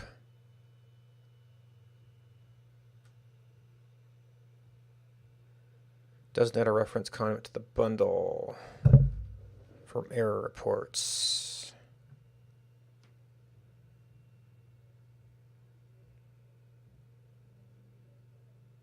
Doesn't expose the original code.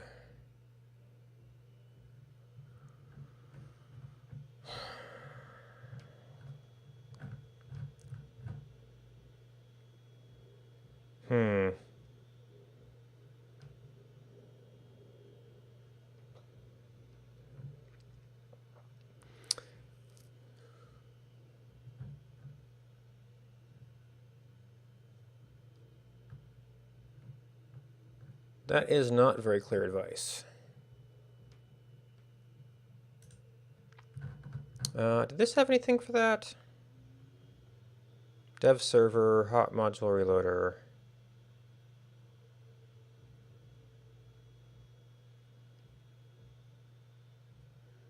No, you didn't have anything for that.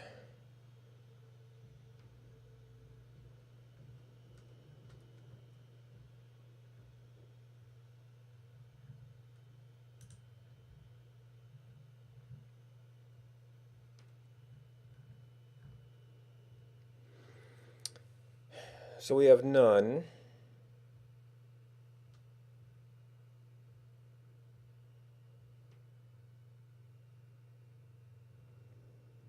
But pretty much anything that gives the original source is getting on the slow end.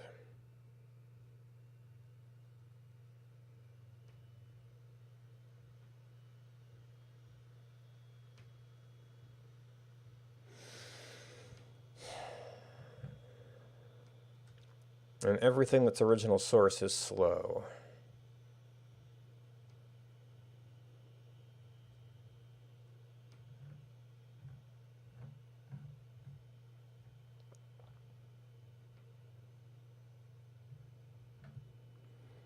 Ideal for development. Doesn't display line numbers.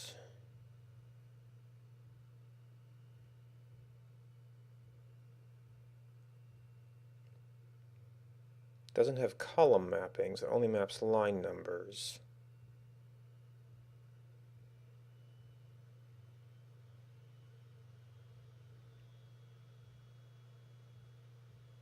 A single mapping per line.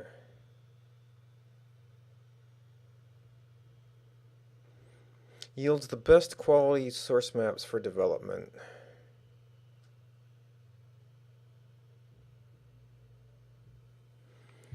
Alright, so is this DevTool string? DevTool eval source map.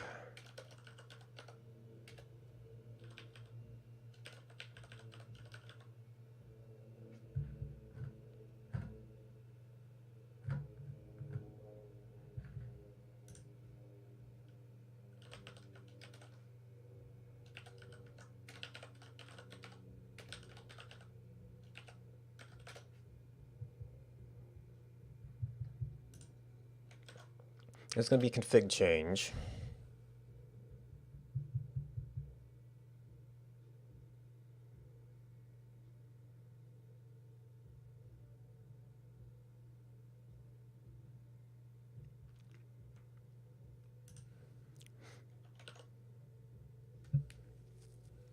Okay, no complaints about the source map. I guess we would have to look at debugger. Webpack?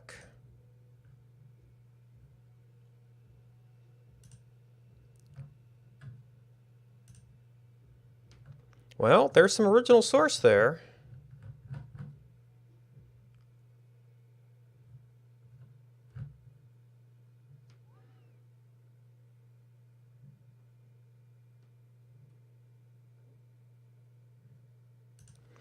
What would I do? So in one of our, how about store? In one of our events, when setting something, actually, can't you just say debugger? Okay, we are in a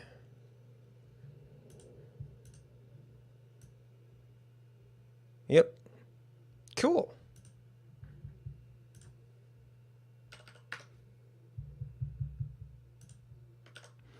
We're in a source file. Nope, and it's hot loading. Now this is a development only configuration. I guess another thing about this would be to see if we could do something that would do a production build. Now this is called DevTool, so maybe it doesn't emit for a production build?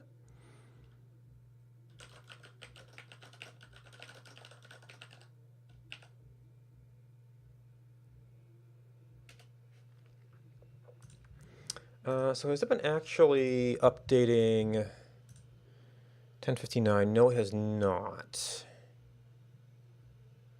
So there was an option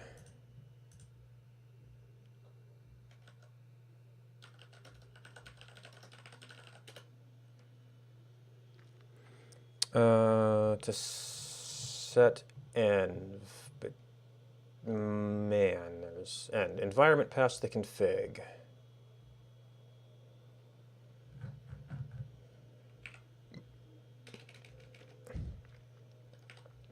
npx webpack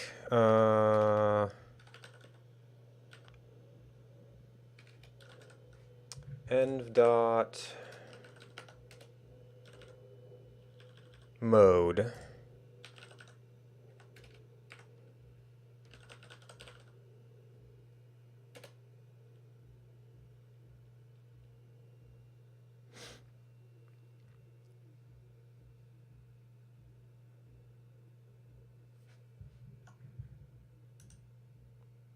I don't know if I'm really doing anything that would be terribly different.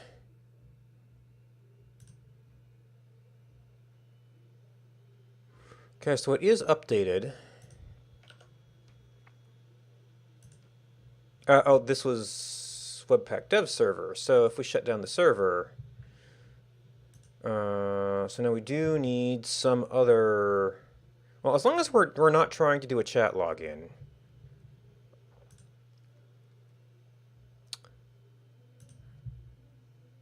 We should be able to just open this.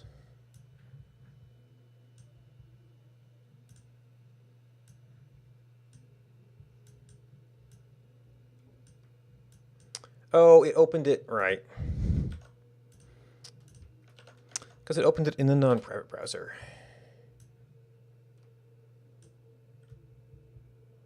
Nope. But let's see, and then we're not going to have, this is not going to have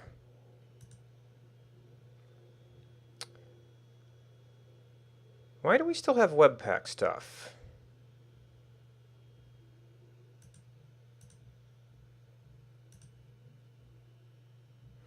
I guess it's like still cached or something.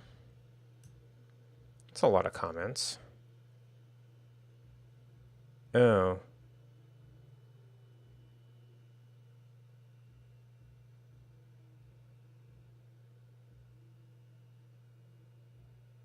Yeah, so that could definitely be minimized a bit.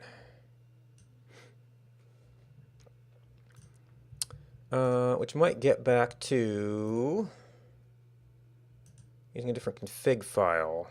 Config, yeah, prod. Mode, production, development, none.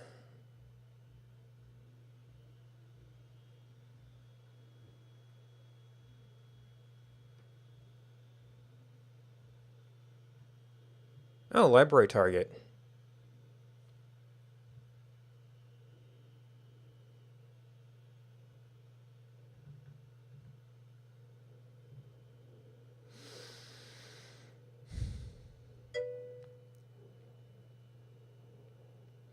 Module, only modules.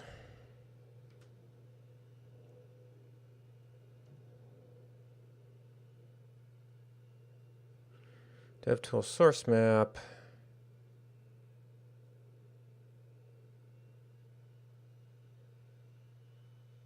Environment in which the bundle should run. Externals. Request them at runtime from the invenv. Well, I guess if we're doing a page that's doing a bunch of different, or a bunch of different pages that are using that library, maybe.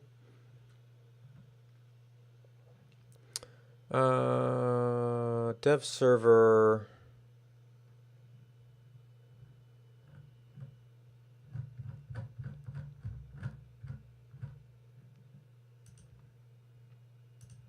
Mode production.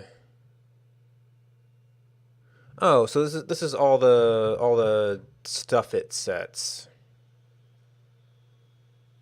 Oh. So mode development actually sets a dev tool already.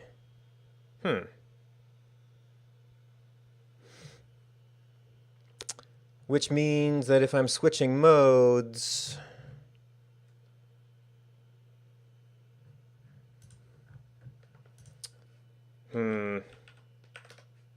maybe I don't want that, because that will let the mode override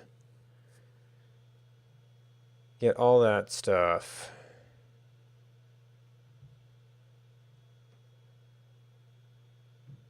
Mode production optimization, because that would have been overriding it.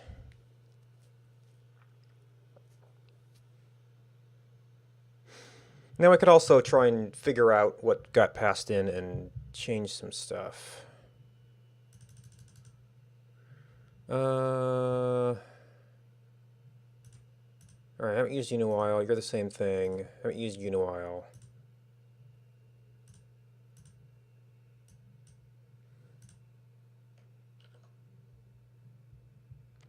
And this is just as verbose as ever.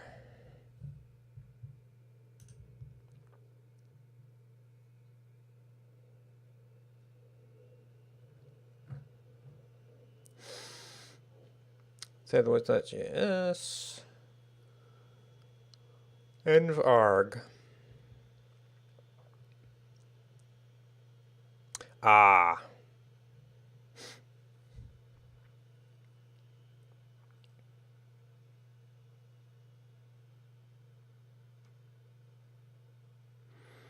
So we could conditionally override that. So there's just not...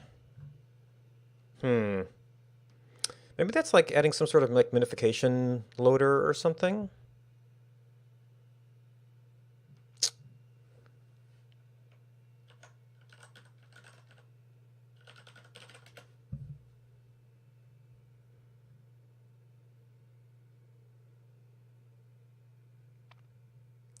Guides production. Okay, so they're using separate files.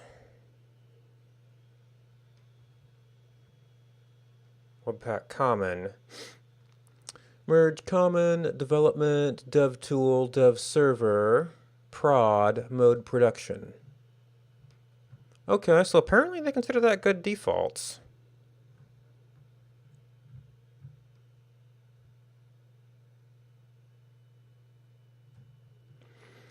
Minification by default in production mode. Well, that still seems pretty verbose to me.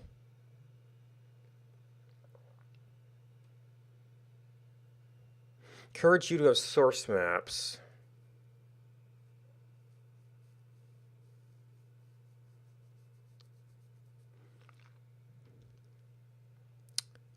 Although they said there was a default. Oh, no, maybe there wasn't a default.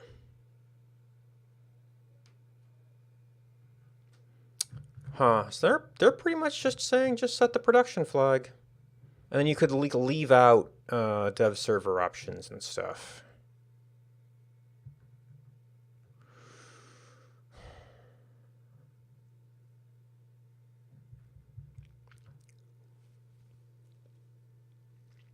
Require Webpack merge.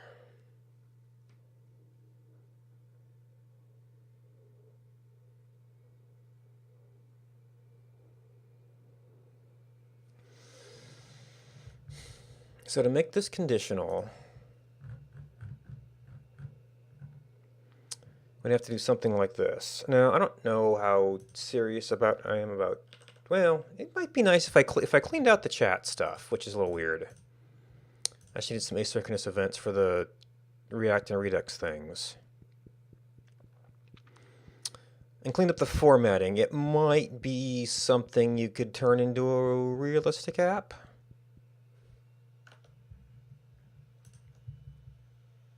Okay, so yeah, this was like 3K before. Or no, wait, that's megabyte with everything in there.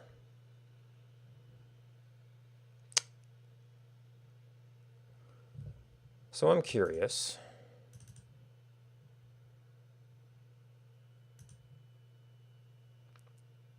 Right, there's one music file in here, so you're doing music mode. How do I turn this off? Because it's details.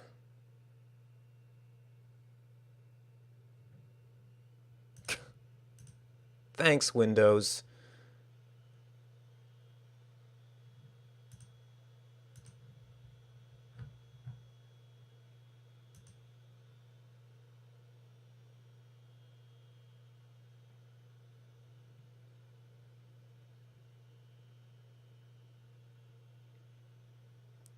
Well, it gives me a size, but it's not what I want.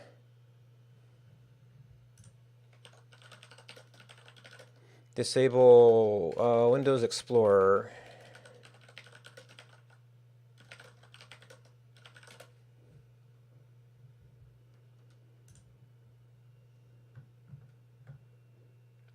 Folder and search options. Always view icons, never thumbnails. Really? That's it?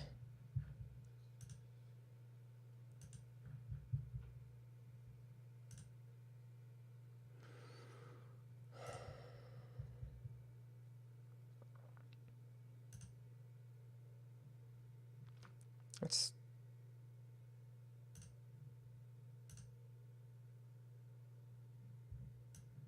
Nope, that doesn't seem to be it.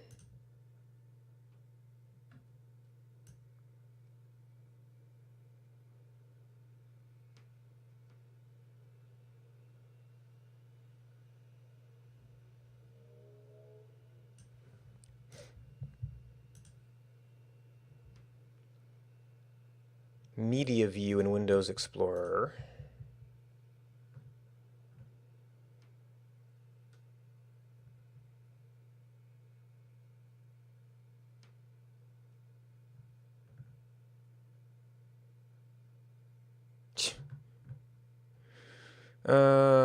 Folder options, use Windows Classic folders.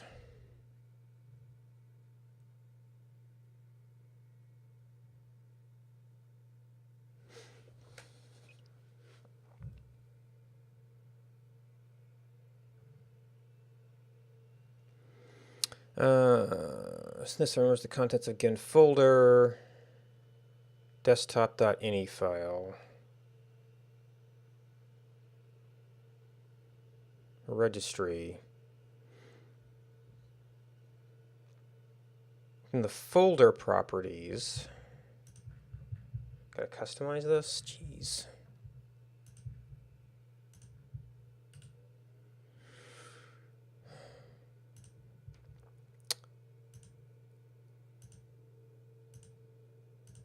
Customize,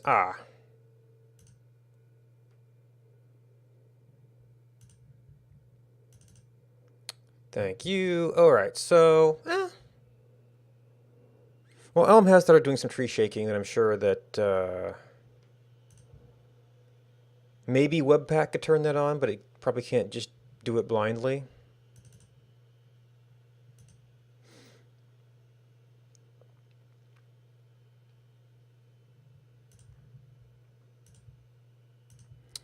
All right. So maybe that's reasonable-ish. So the only thing is that if we use that same build,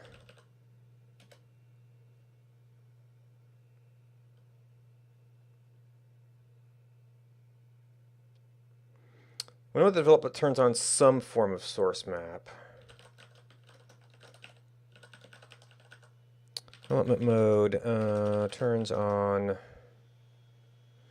and there was actually a thing here that said what it turned on. Turns on eval source maps.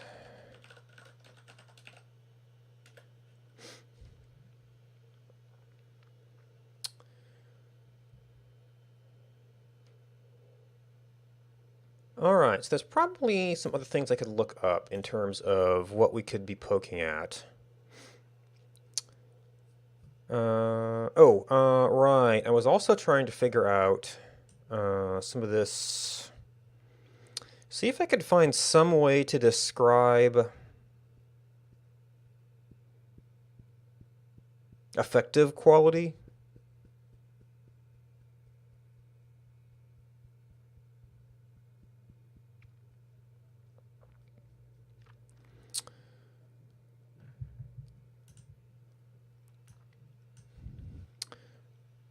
All right, so,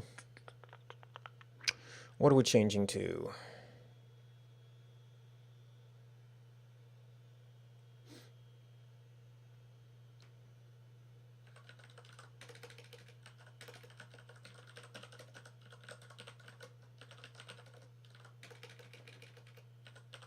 Exacting of quality in calculator. Oh, and but for notes, we've done that. And that is committed file.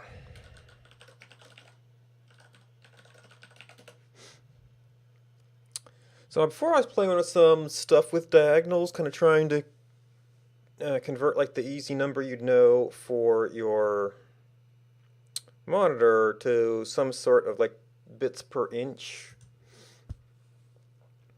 So I've got a couple of problems, one of which is the UI, that we've kind of got two things. It's like for this sort of,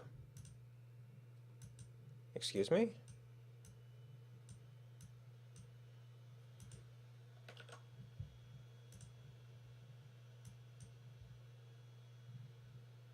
Oh, this is the Webpack dev server.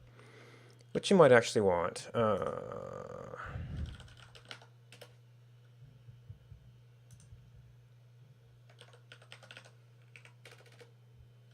As we start moving back to developing things.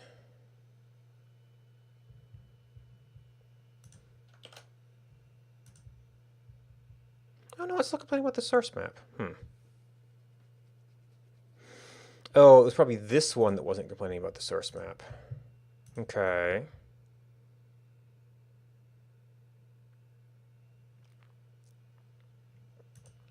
So we've got this mode, which only works if you have kind of one source of bit per pixel. Now, maybe I could work something out that works with this. The weird one would be resolution, because this ratio, your bits per inch, depends on your resolution and on your display size. So there's display size. We're never going to target that. That's just a parameter. We have to put it into the system. I've just been using a constant while working stuff out.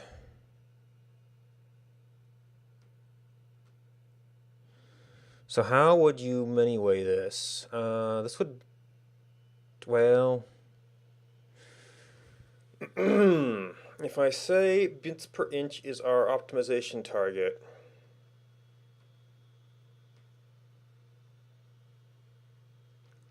would we have to hold bits per pixel?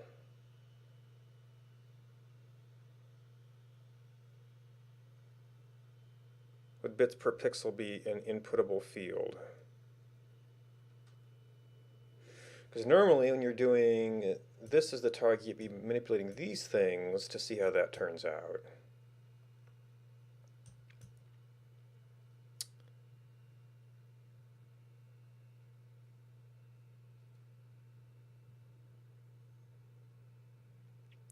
And I'm not entirely sure. Well, there are bits per pixel trade-offs happening, or bits per pixel. My bits per inch is, the weird thing about that is that it's arguably constant as you change resolution, but I think it's definitely nonlinear in a different way than bits per pixel is.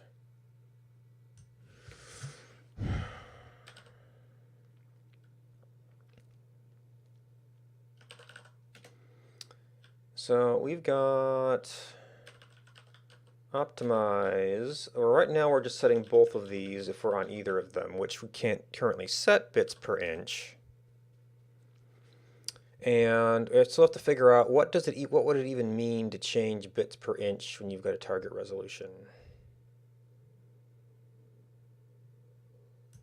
I'm still not entirely sure how I like. It's probably less extreme of a change. Maybe not.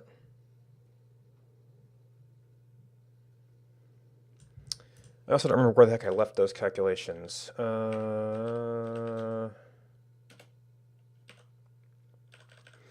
can calculate bit per inch based on other things. We could, oh, that's right. That was my issue with going this way. We don't know whether we set bits per pixel or bits per inch.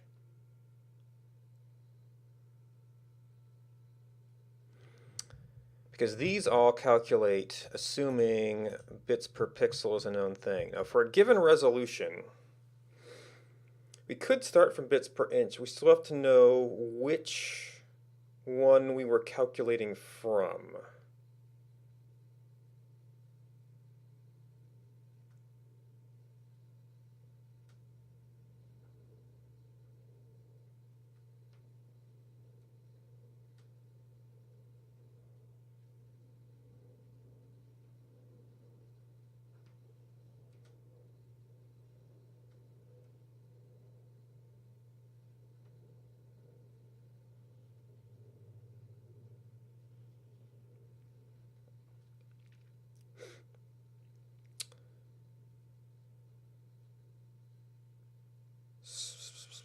So my update function knows what just changed.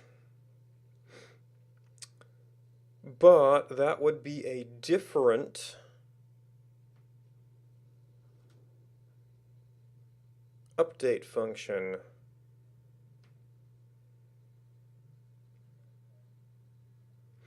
Well, I think I have some math to clean up regardless. So right now we calculate BPI on some stuff with diagonals, which was really diagonal divided by monitor size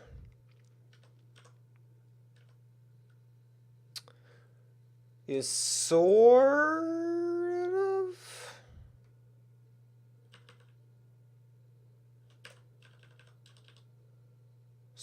of dots per inch, but probably not really.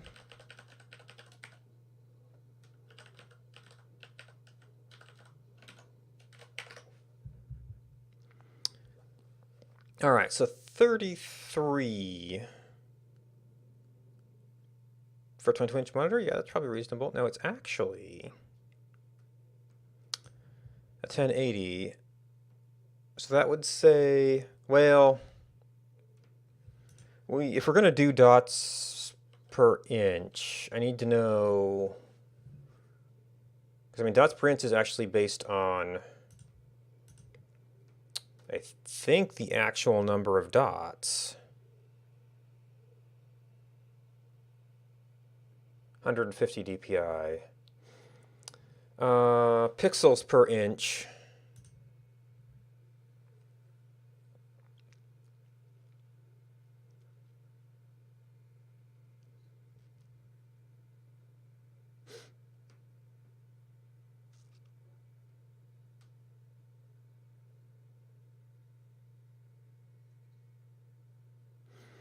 .300 pixels per inch.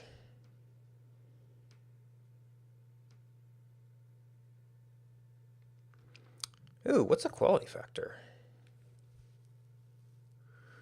All right, so underdamped an oscillator or resonator is.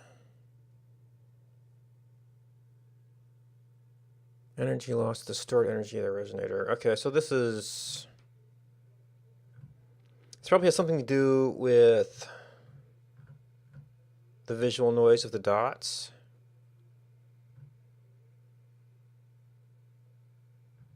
I wonder, because I'm something that you could call a quality factor. Mechanical systems, optical systems.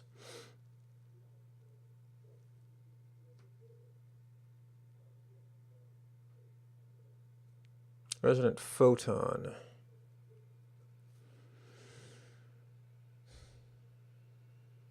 Resonant cavity.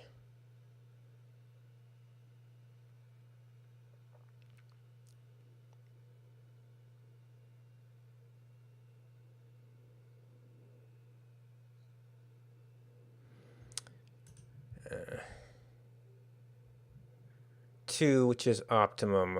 Consider 1.5, 225.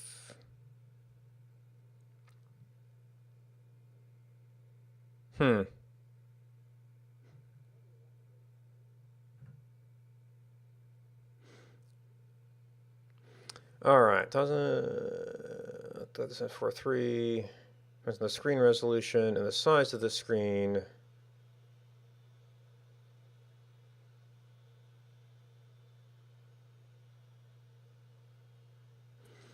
Temporary small screen.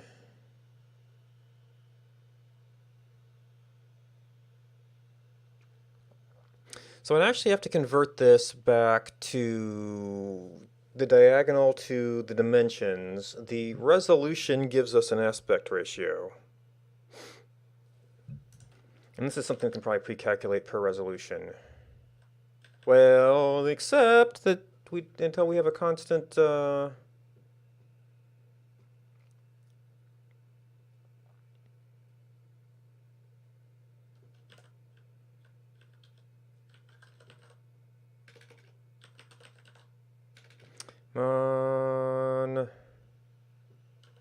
monitor size.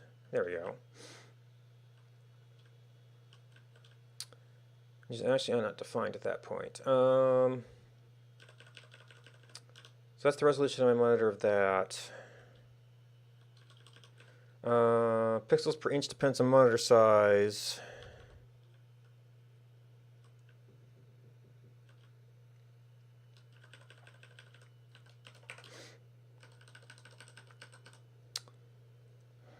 So how do we convert this?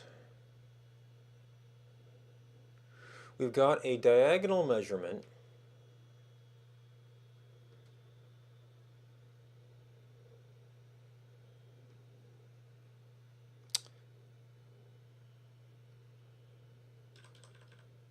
You keep got a monitor in. That diagonal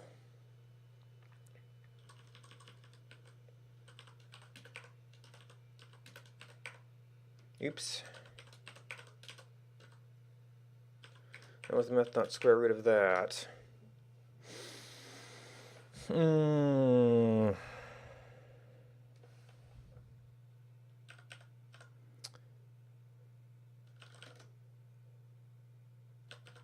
the aspect ratio, is aspect ratio height over width or width over height?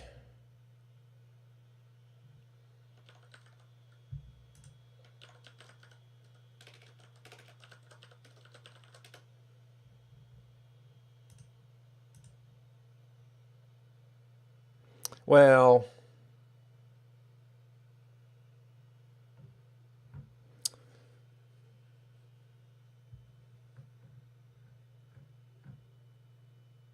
okay, so the singular version here is 1.6 is that, which is looks like the 16 divided by the 10, which is width divided by height.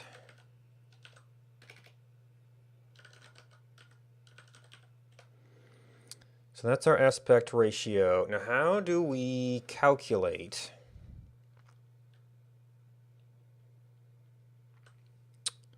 that? All right, I probably should have taken a break earlier. I'm going to take a short one now.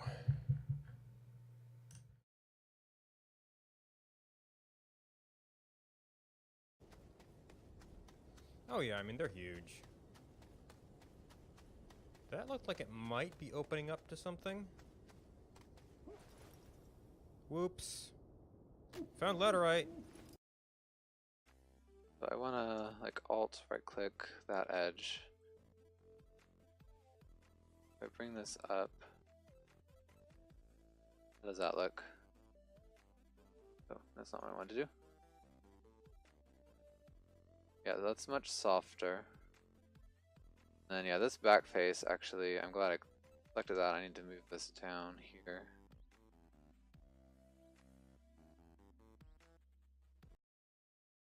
Oh god. At least we can keep this and this powered overnight now. We have a power shortage.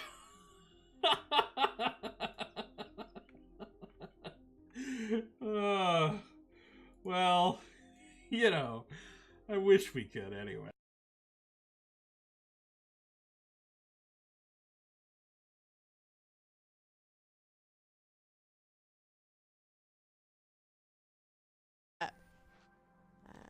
Jump! Woo! Jump! Jump! This is great! It's jump rope! Yeah! I don't even know what we're doing. But if you think it's fun, I'll just humor you. Coming by. I really appreciate you coming to hang out. It's awesome. You have a great day.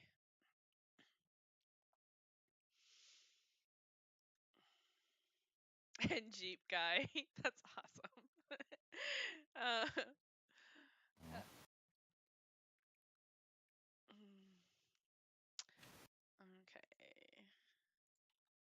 We'll see you again soon. Yeah.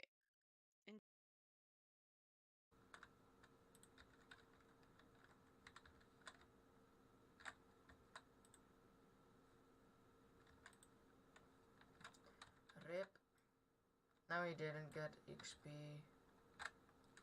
He did, but not much. Because he didn't kill it. Then let's kill this thing.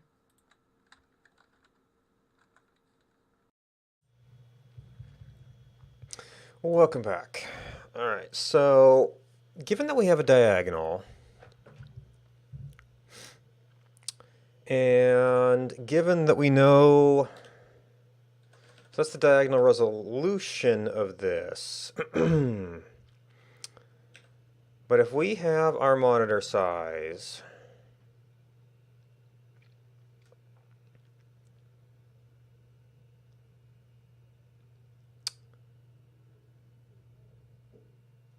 then the square of that, yeah, the problems have to do the ratio based on the non-squared versions of this.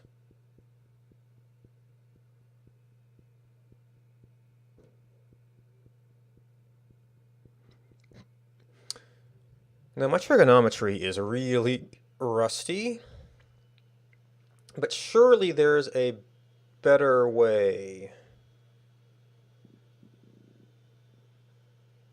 to calculate if you know the dimensions of a triangle. Sides of right triangle. Surely there's a way. Angle and side calculator.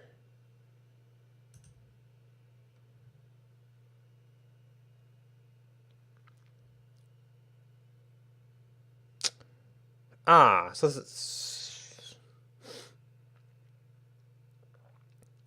but that's given an angle. Oh, that's given an angle.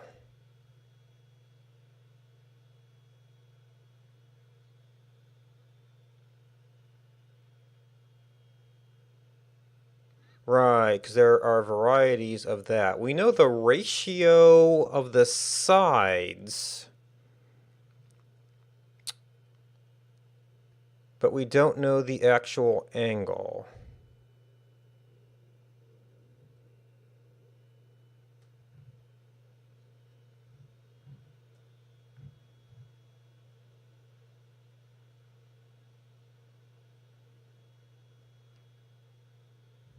That's if you know the angle.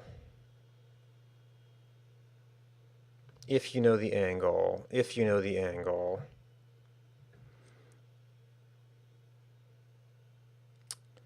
Can you convert an aspect ratio into an angle?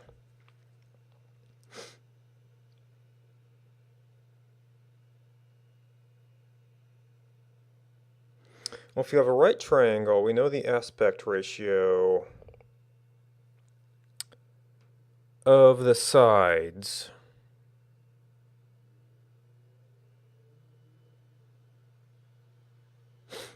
So can we back calculate into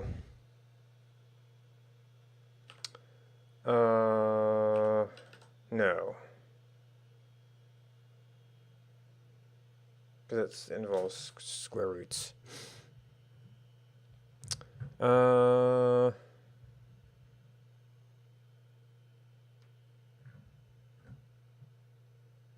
could we just pick arbitrary values for the two things and then work out an angle based on that? And like just, you know, what one and, or even width and height to be fine.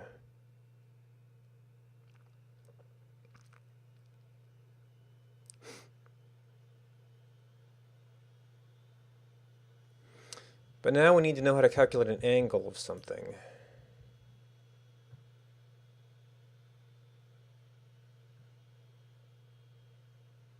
For side and right triangles. Sides and angles. Given an angle.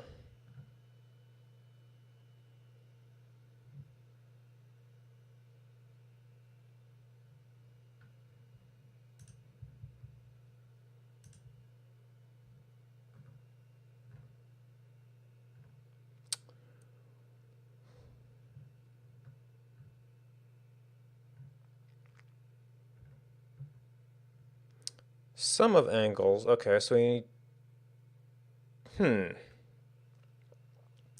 Would that mean... Uh-oh. With my preview. Okay. Would that mean Would the ratio of the angle be comparable to the ratio of the lengths?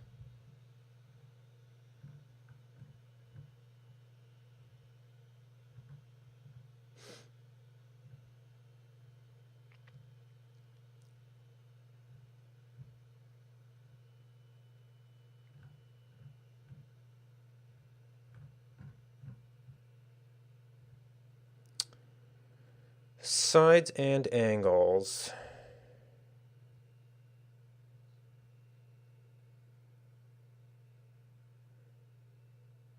Yeah, so this can tell you the hypotenuse if you know the lengths of two sides.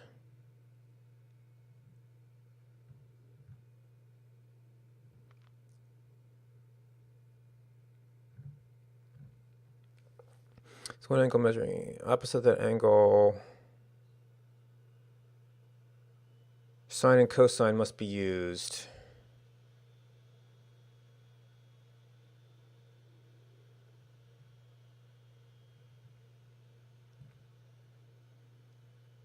But we have to know the angle.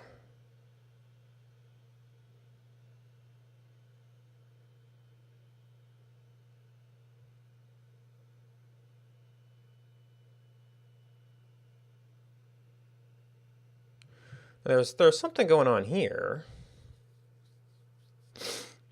where we sort of develop another triangle using that as one of the sides. And then presumably this is a right triangle.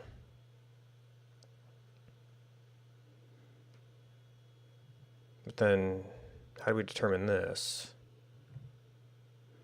Sine rule, the ratio of the length of a side.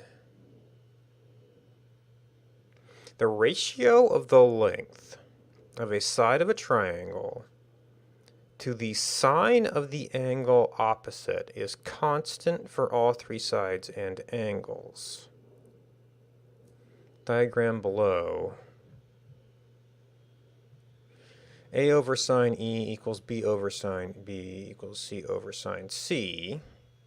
So one of our corners is right.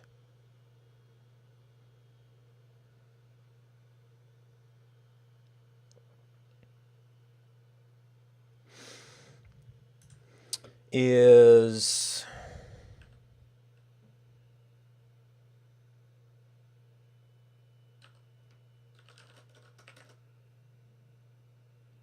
so monitor size divided by math dot sine 90 tells us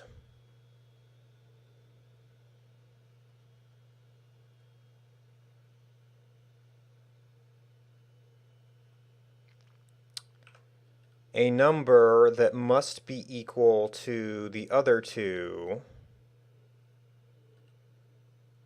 with their respective angles. So what if we did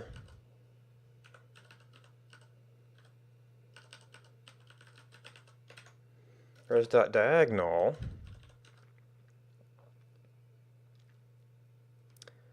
from there? Oh, what does JavaScript math give us? Because this is like the anti-sign.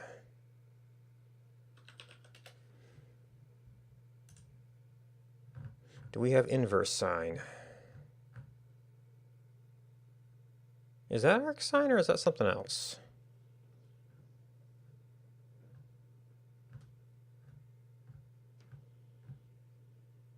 Hyperbolic sign.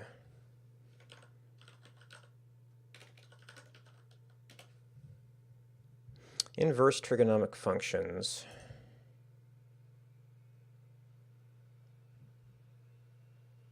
Also called Arcus functions. Okay, arcsine.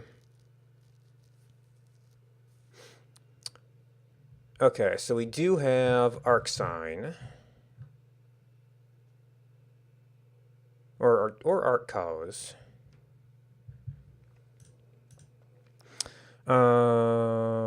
So A Now this is a division.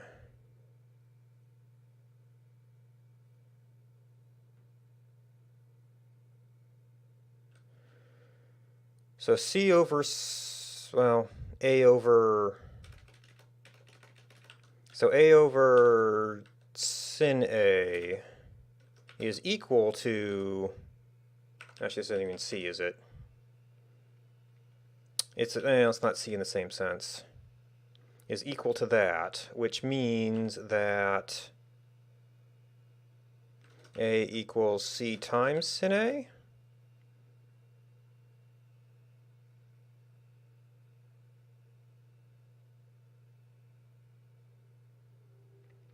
Now actually we're solving the other way.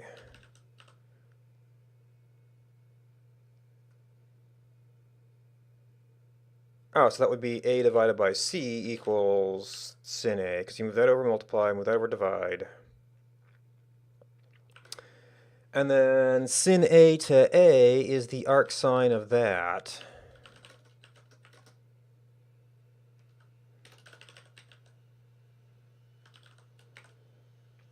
Not A sine. A is one of my sides.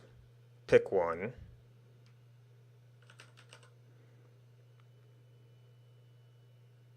Now this is the opposite angle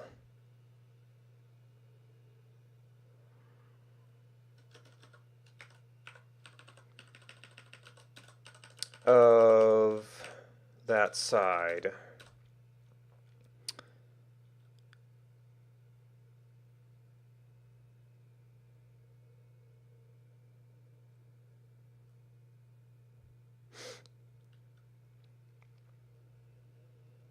So that gives us the AB breakdown on the angles.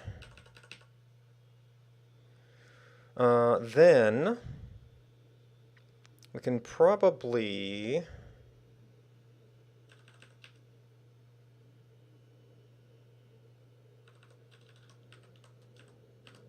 so then if I do this as monitor size,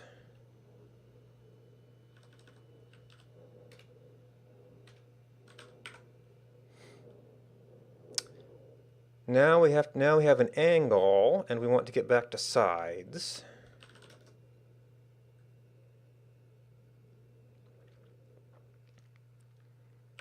So I guess for my purposes, this is like width angle and height angle.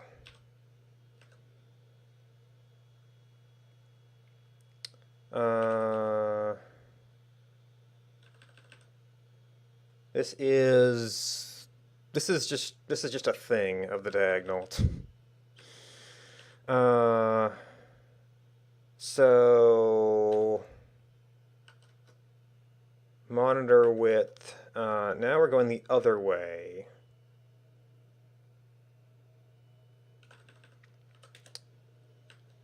So we have A over sine A is equal to C. Now we want to go to just A. So that's C times sine A. Wait a minute, we solved for sine A before, right?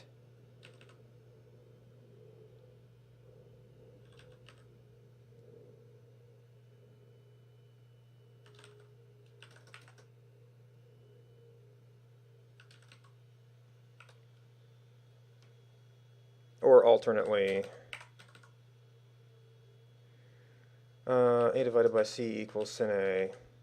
And then we're just going to use sin A again. So I actually don't need to even do the A sin. I just need a constant factor here. So it is just the ratio. Okay.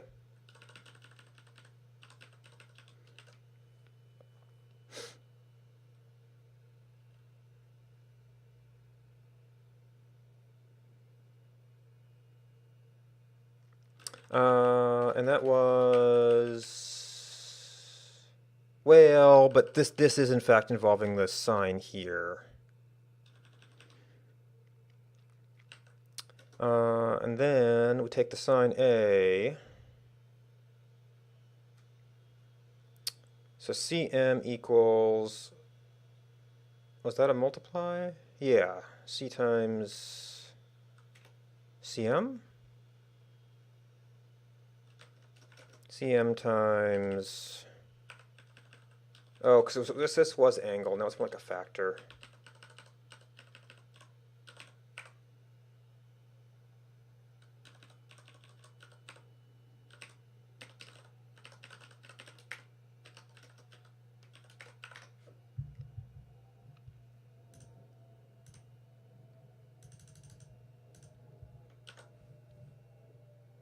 I know, this should have, oh no, this is the file.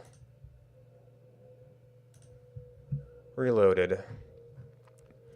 Okay, so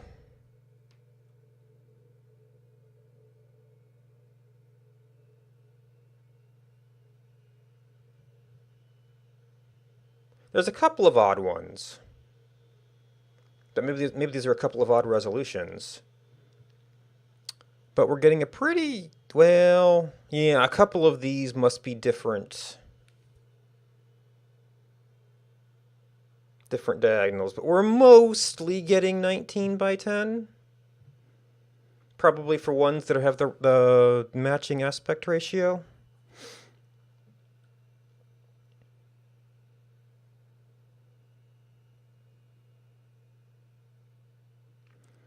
So then our dots per inch, well, I mean, that gives us our total is res.width times res.height. Total pixels, dots per monitor width times monitor height.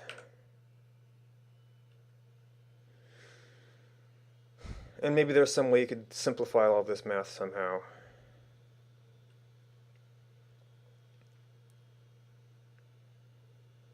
By substituting a bunch of stuff through.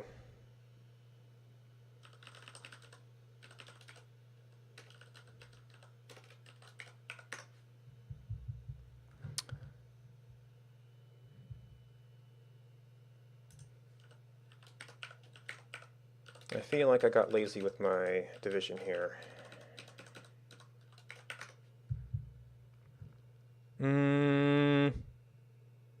No, I still got an extra console log somewhere. That does not appear to be a reasonable dot per inch. 19 by 10 was totally believable.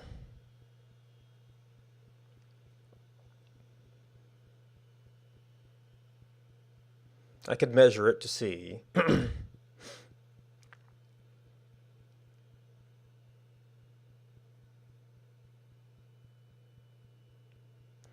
How does width times height, number of pixels, divided by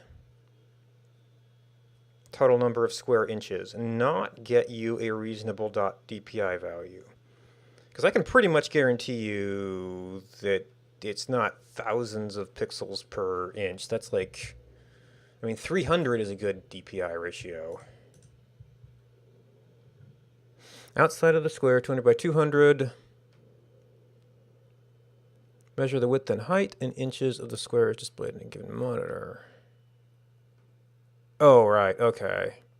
200 by these letters, horizontal or vertical PPI.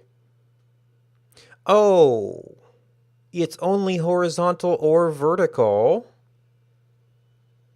So what is normally used then, horizontal or vertical?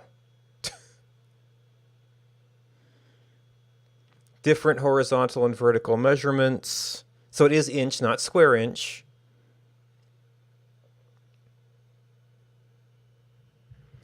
So really what we're looking at is res.width divided by monitor width and res.height divided by monitor height.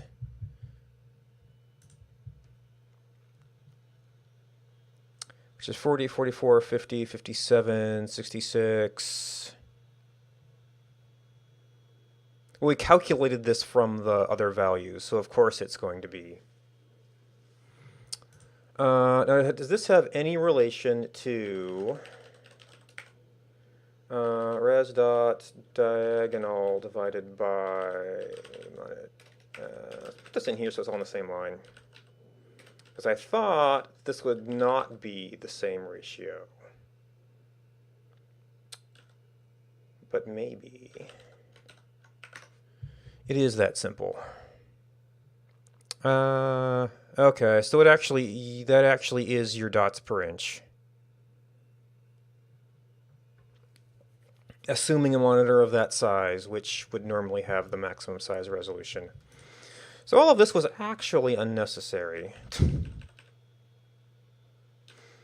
So diagonal, do I even care about diagonal? Well, if I'm changing monitor size, then I might care about diagonal.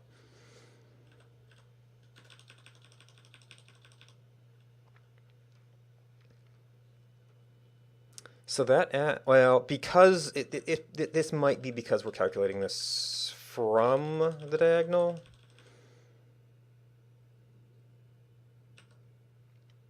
But it seems that that is in fact the DPI of that resolution, assuming, oh, that's what this is.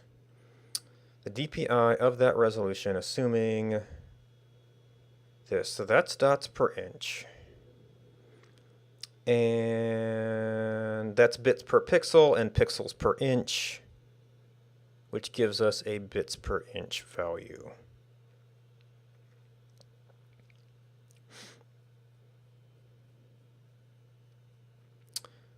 So our DPI increases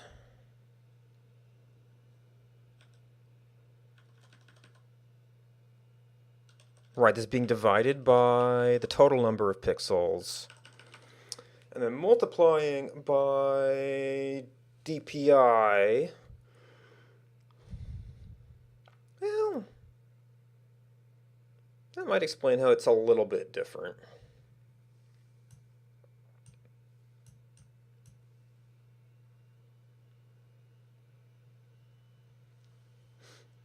Yeah, so our DPI is going up, our DPI is going down. So we're going from like 0.4. So that's 4 to 36 is like an 8 times. That is only going up like a 3 times. So that might be comparable to the quality difference we're seeing.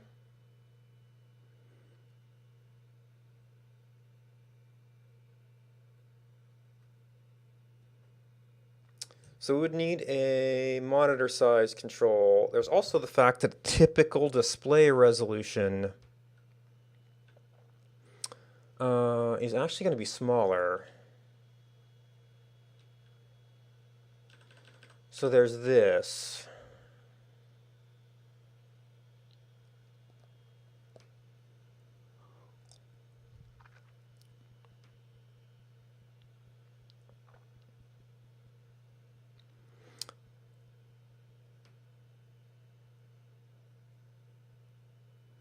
So how can we use the actual display resolution? I guess that would just make the...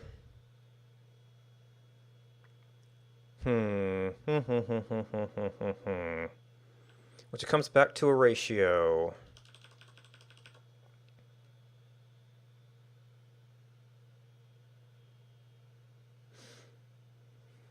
So that's probably an effective monitor size you get out of that.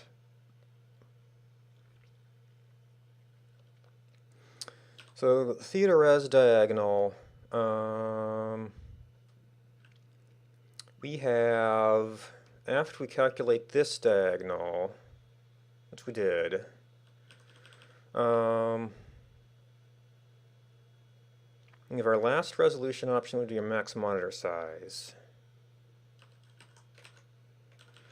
Resolution options, dot length minus 1. Dot diagonal. So that gives us a ratio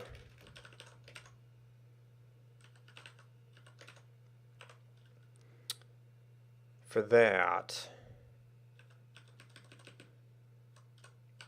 And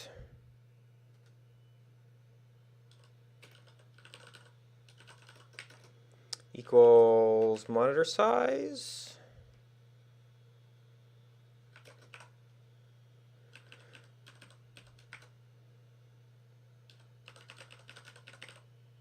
Sanity check.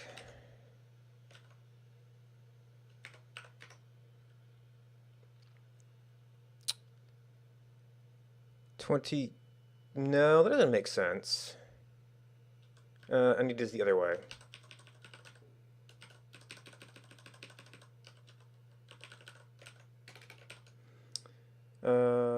Theater res 18 of 22.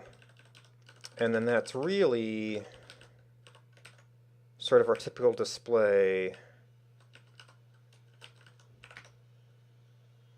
size.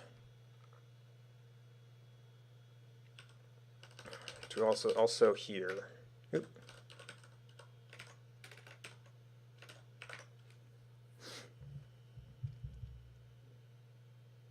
Right, so that's shrinking the image, which is making it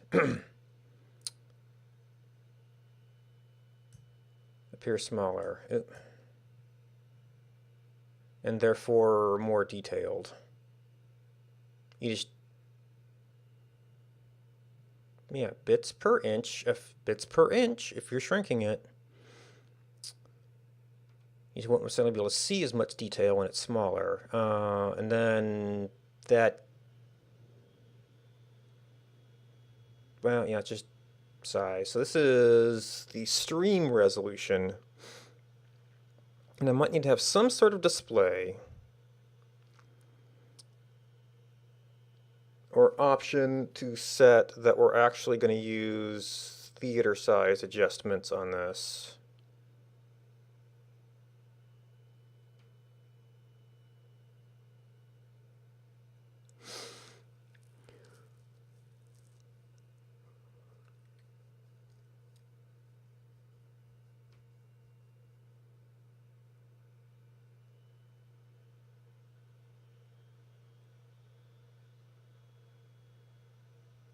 Huh.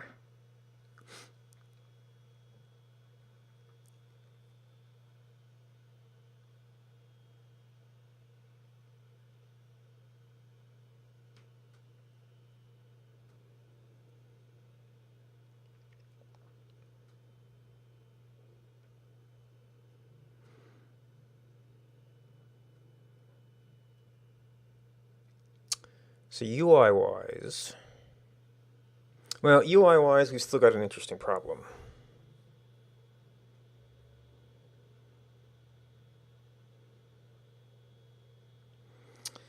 And we are effectively taking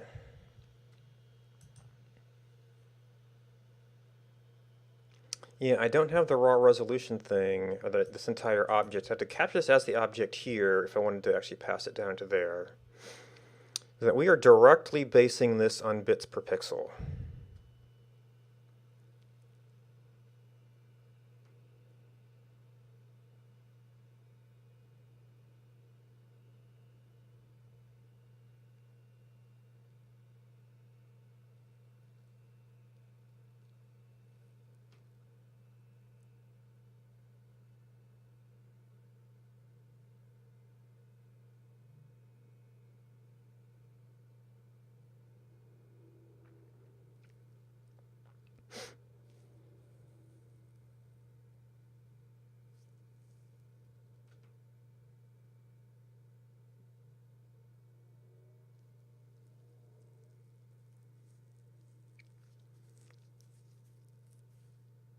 So if we change bits per pixel,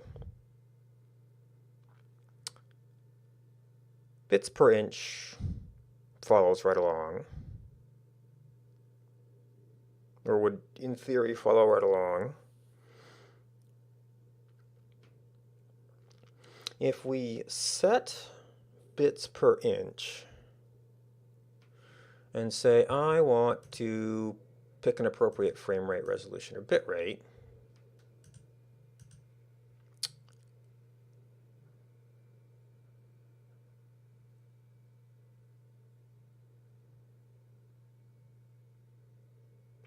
What do we do with bits per pixel?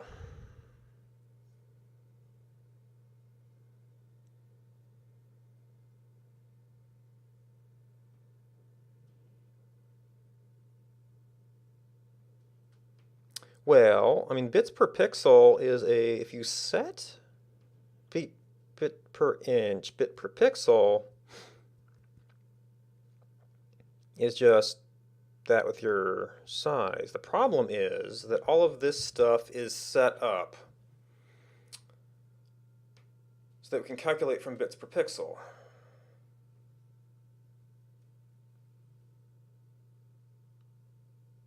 And bit per inch has a couple of is a doubly impacted by resolution.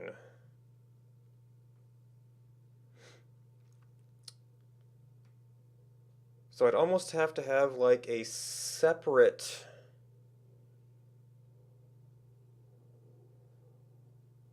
set of radios for whether we're slaving bits per inch or bits per pixel.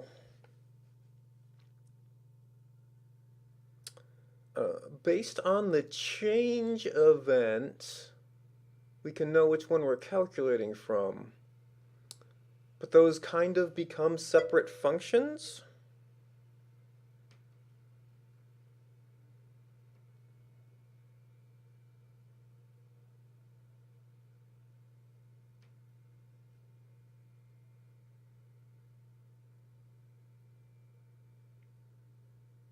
Unless when setting bits per inch, we calculate the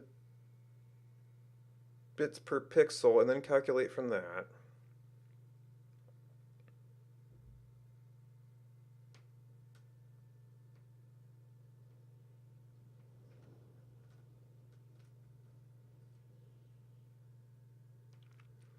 And then you might need a special case for resolution, since that gets a little weird. That means whenever we set bits per inch, we would have to do the pre-conversion to bits per pixel. And then we can process everything else.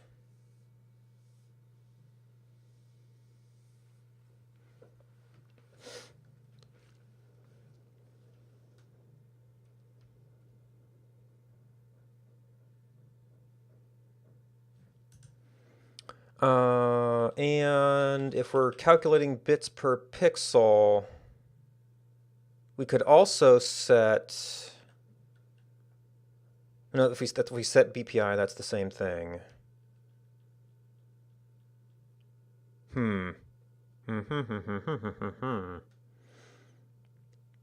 But that means BPI would be calculable also when we change resolution, even if it wasn't the target, its value is going to change.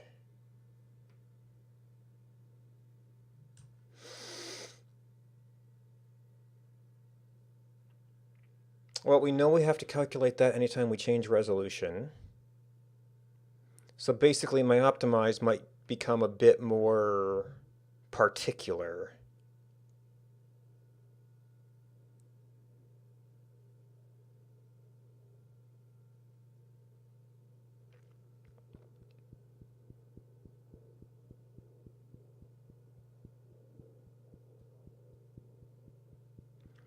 We're also going to have to do a little bit of caring about which field we are updating, rather than just using the generic handler we've got right now.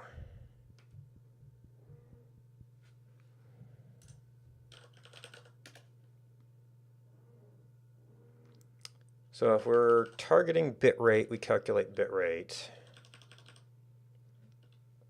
This has no concept of what just changed. So you get the state. So we might have to do a thing where, depending on what we do, And the chatbot is still totally ignorant of this. So like set bitrate. Fine. And yeah, right now we're doing this for everything.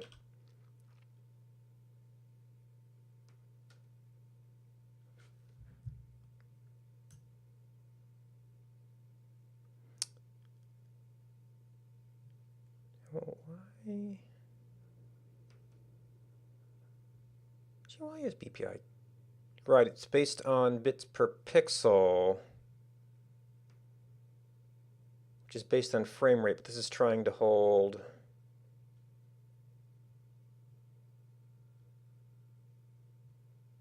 Well, bitrate's changing.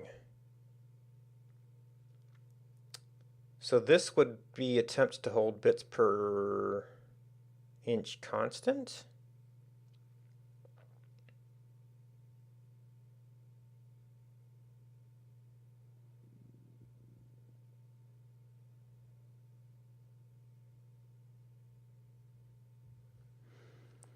Right, the frame rate means there's less bits for each frame, but our bits per pixel is constant.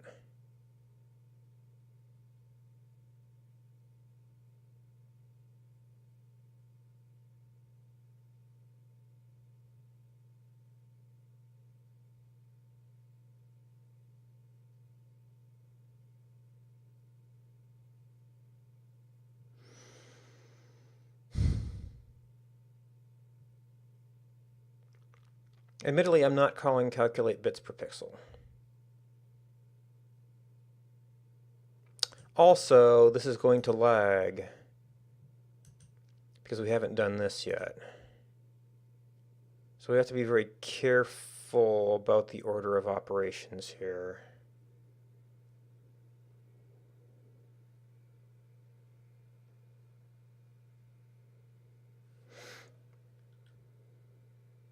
No, no, because this actually calls.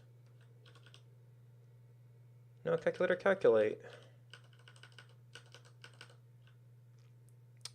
Wasn't there? Oh, calculate. Yeah, assign the payload to update the state. So anything we changed is updated.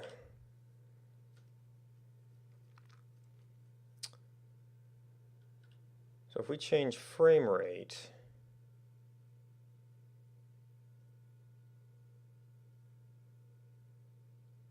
we're calculating a bit rate while trying to hold bits per pixel constant.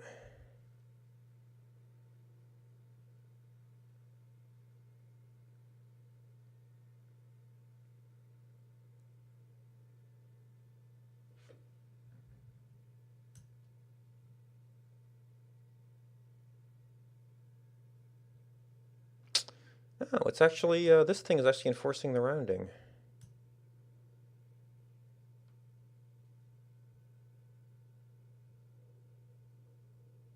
I think.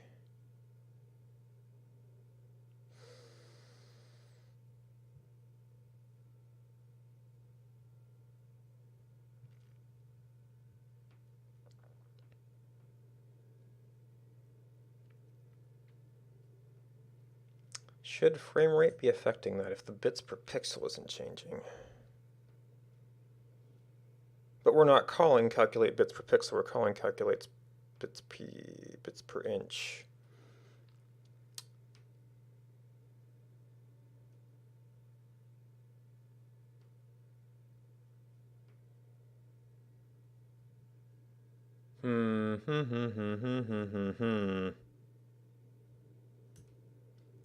Maybe that's a reasonable consequence. If we're calculating this, surely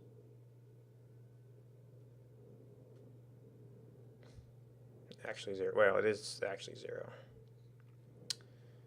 Surely this has a pretty direct relation because this is bits per, but that's also reflected in bits per pixel.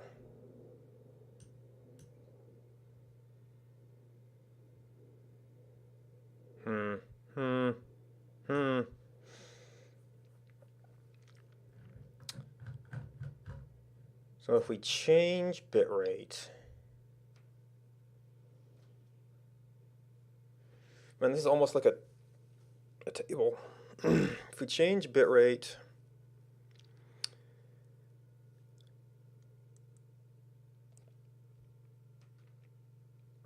well, bits per inch is a consequence of bits per pixel with an additional influence from resolution. So for calculating bits per pixel, the only way to try and maintain bits per inch could be to counterbalance some other stuff.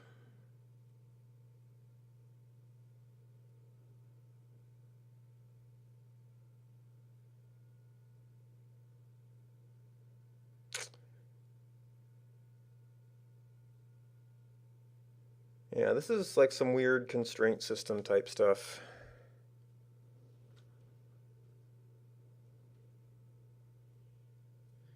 Because we're going to have to be very careful about what we update every time.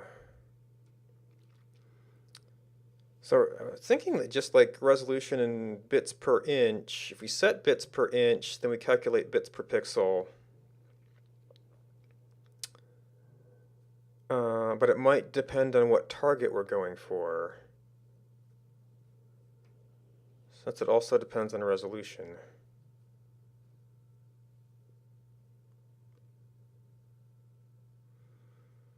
I might just have to do some thinking about this one.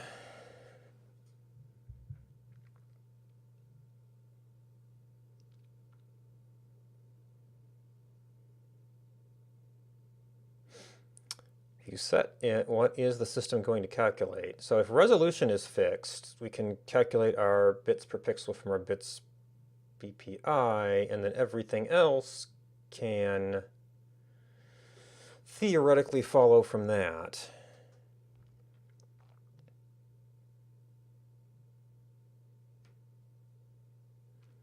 So if we make this a settable thing, well, if we're targeting frame rate, and we set our bits per inch, that's probably going to affect bits per pixel anyway. And then we've got the two-way control problem, because I used to be using the read-only status to say whether it gets its value or sends its value.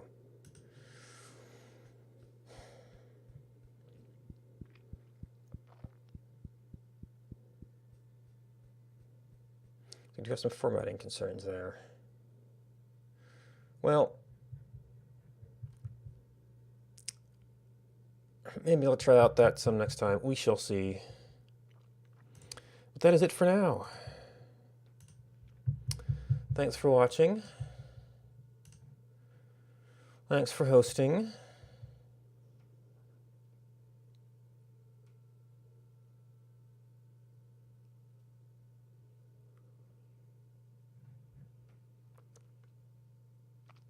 Yep, and some more follows. Yeah, I still have to clear out that video.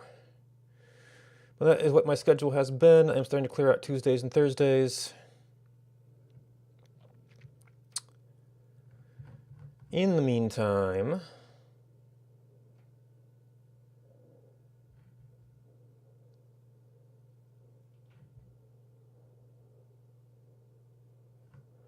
we have inner dev going on.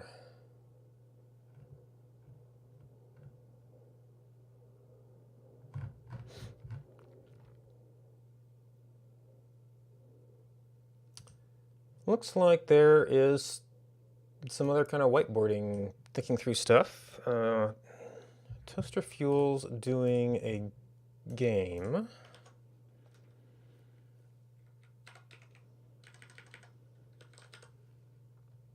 Yeah, also doing some research stuff. So if you're looking for someplace cool to hang out, that's someplace cool to hang out. Thanks for hanging out with me. Goodbye, and until next time.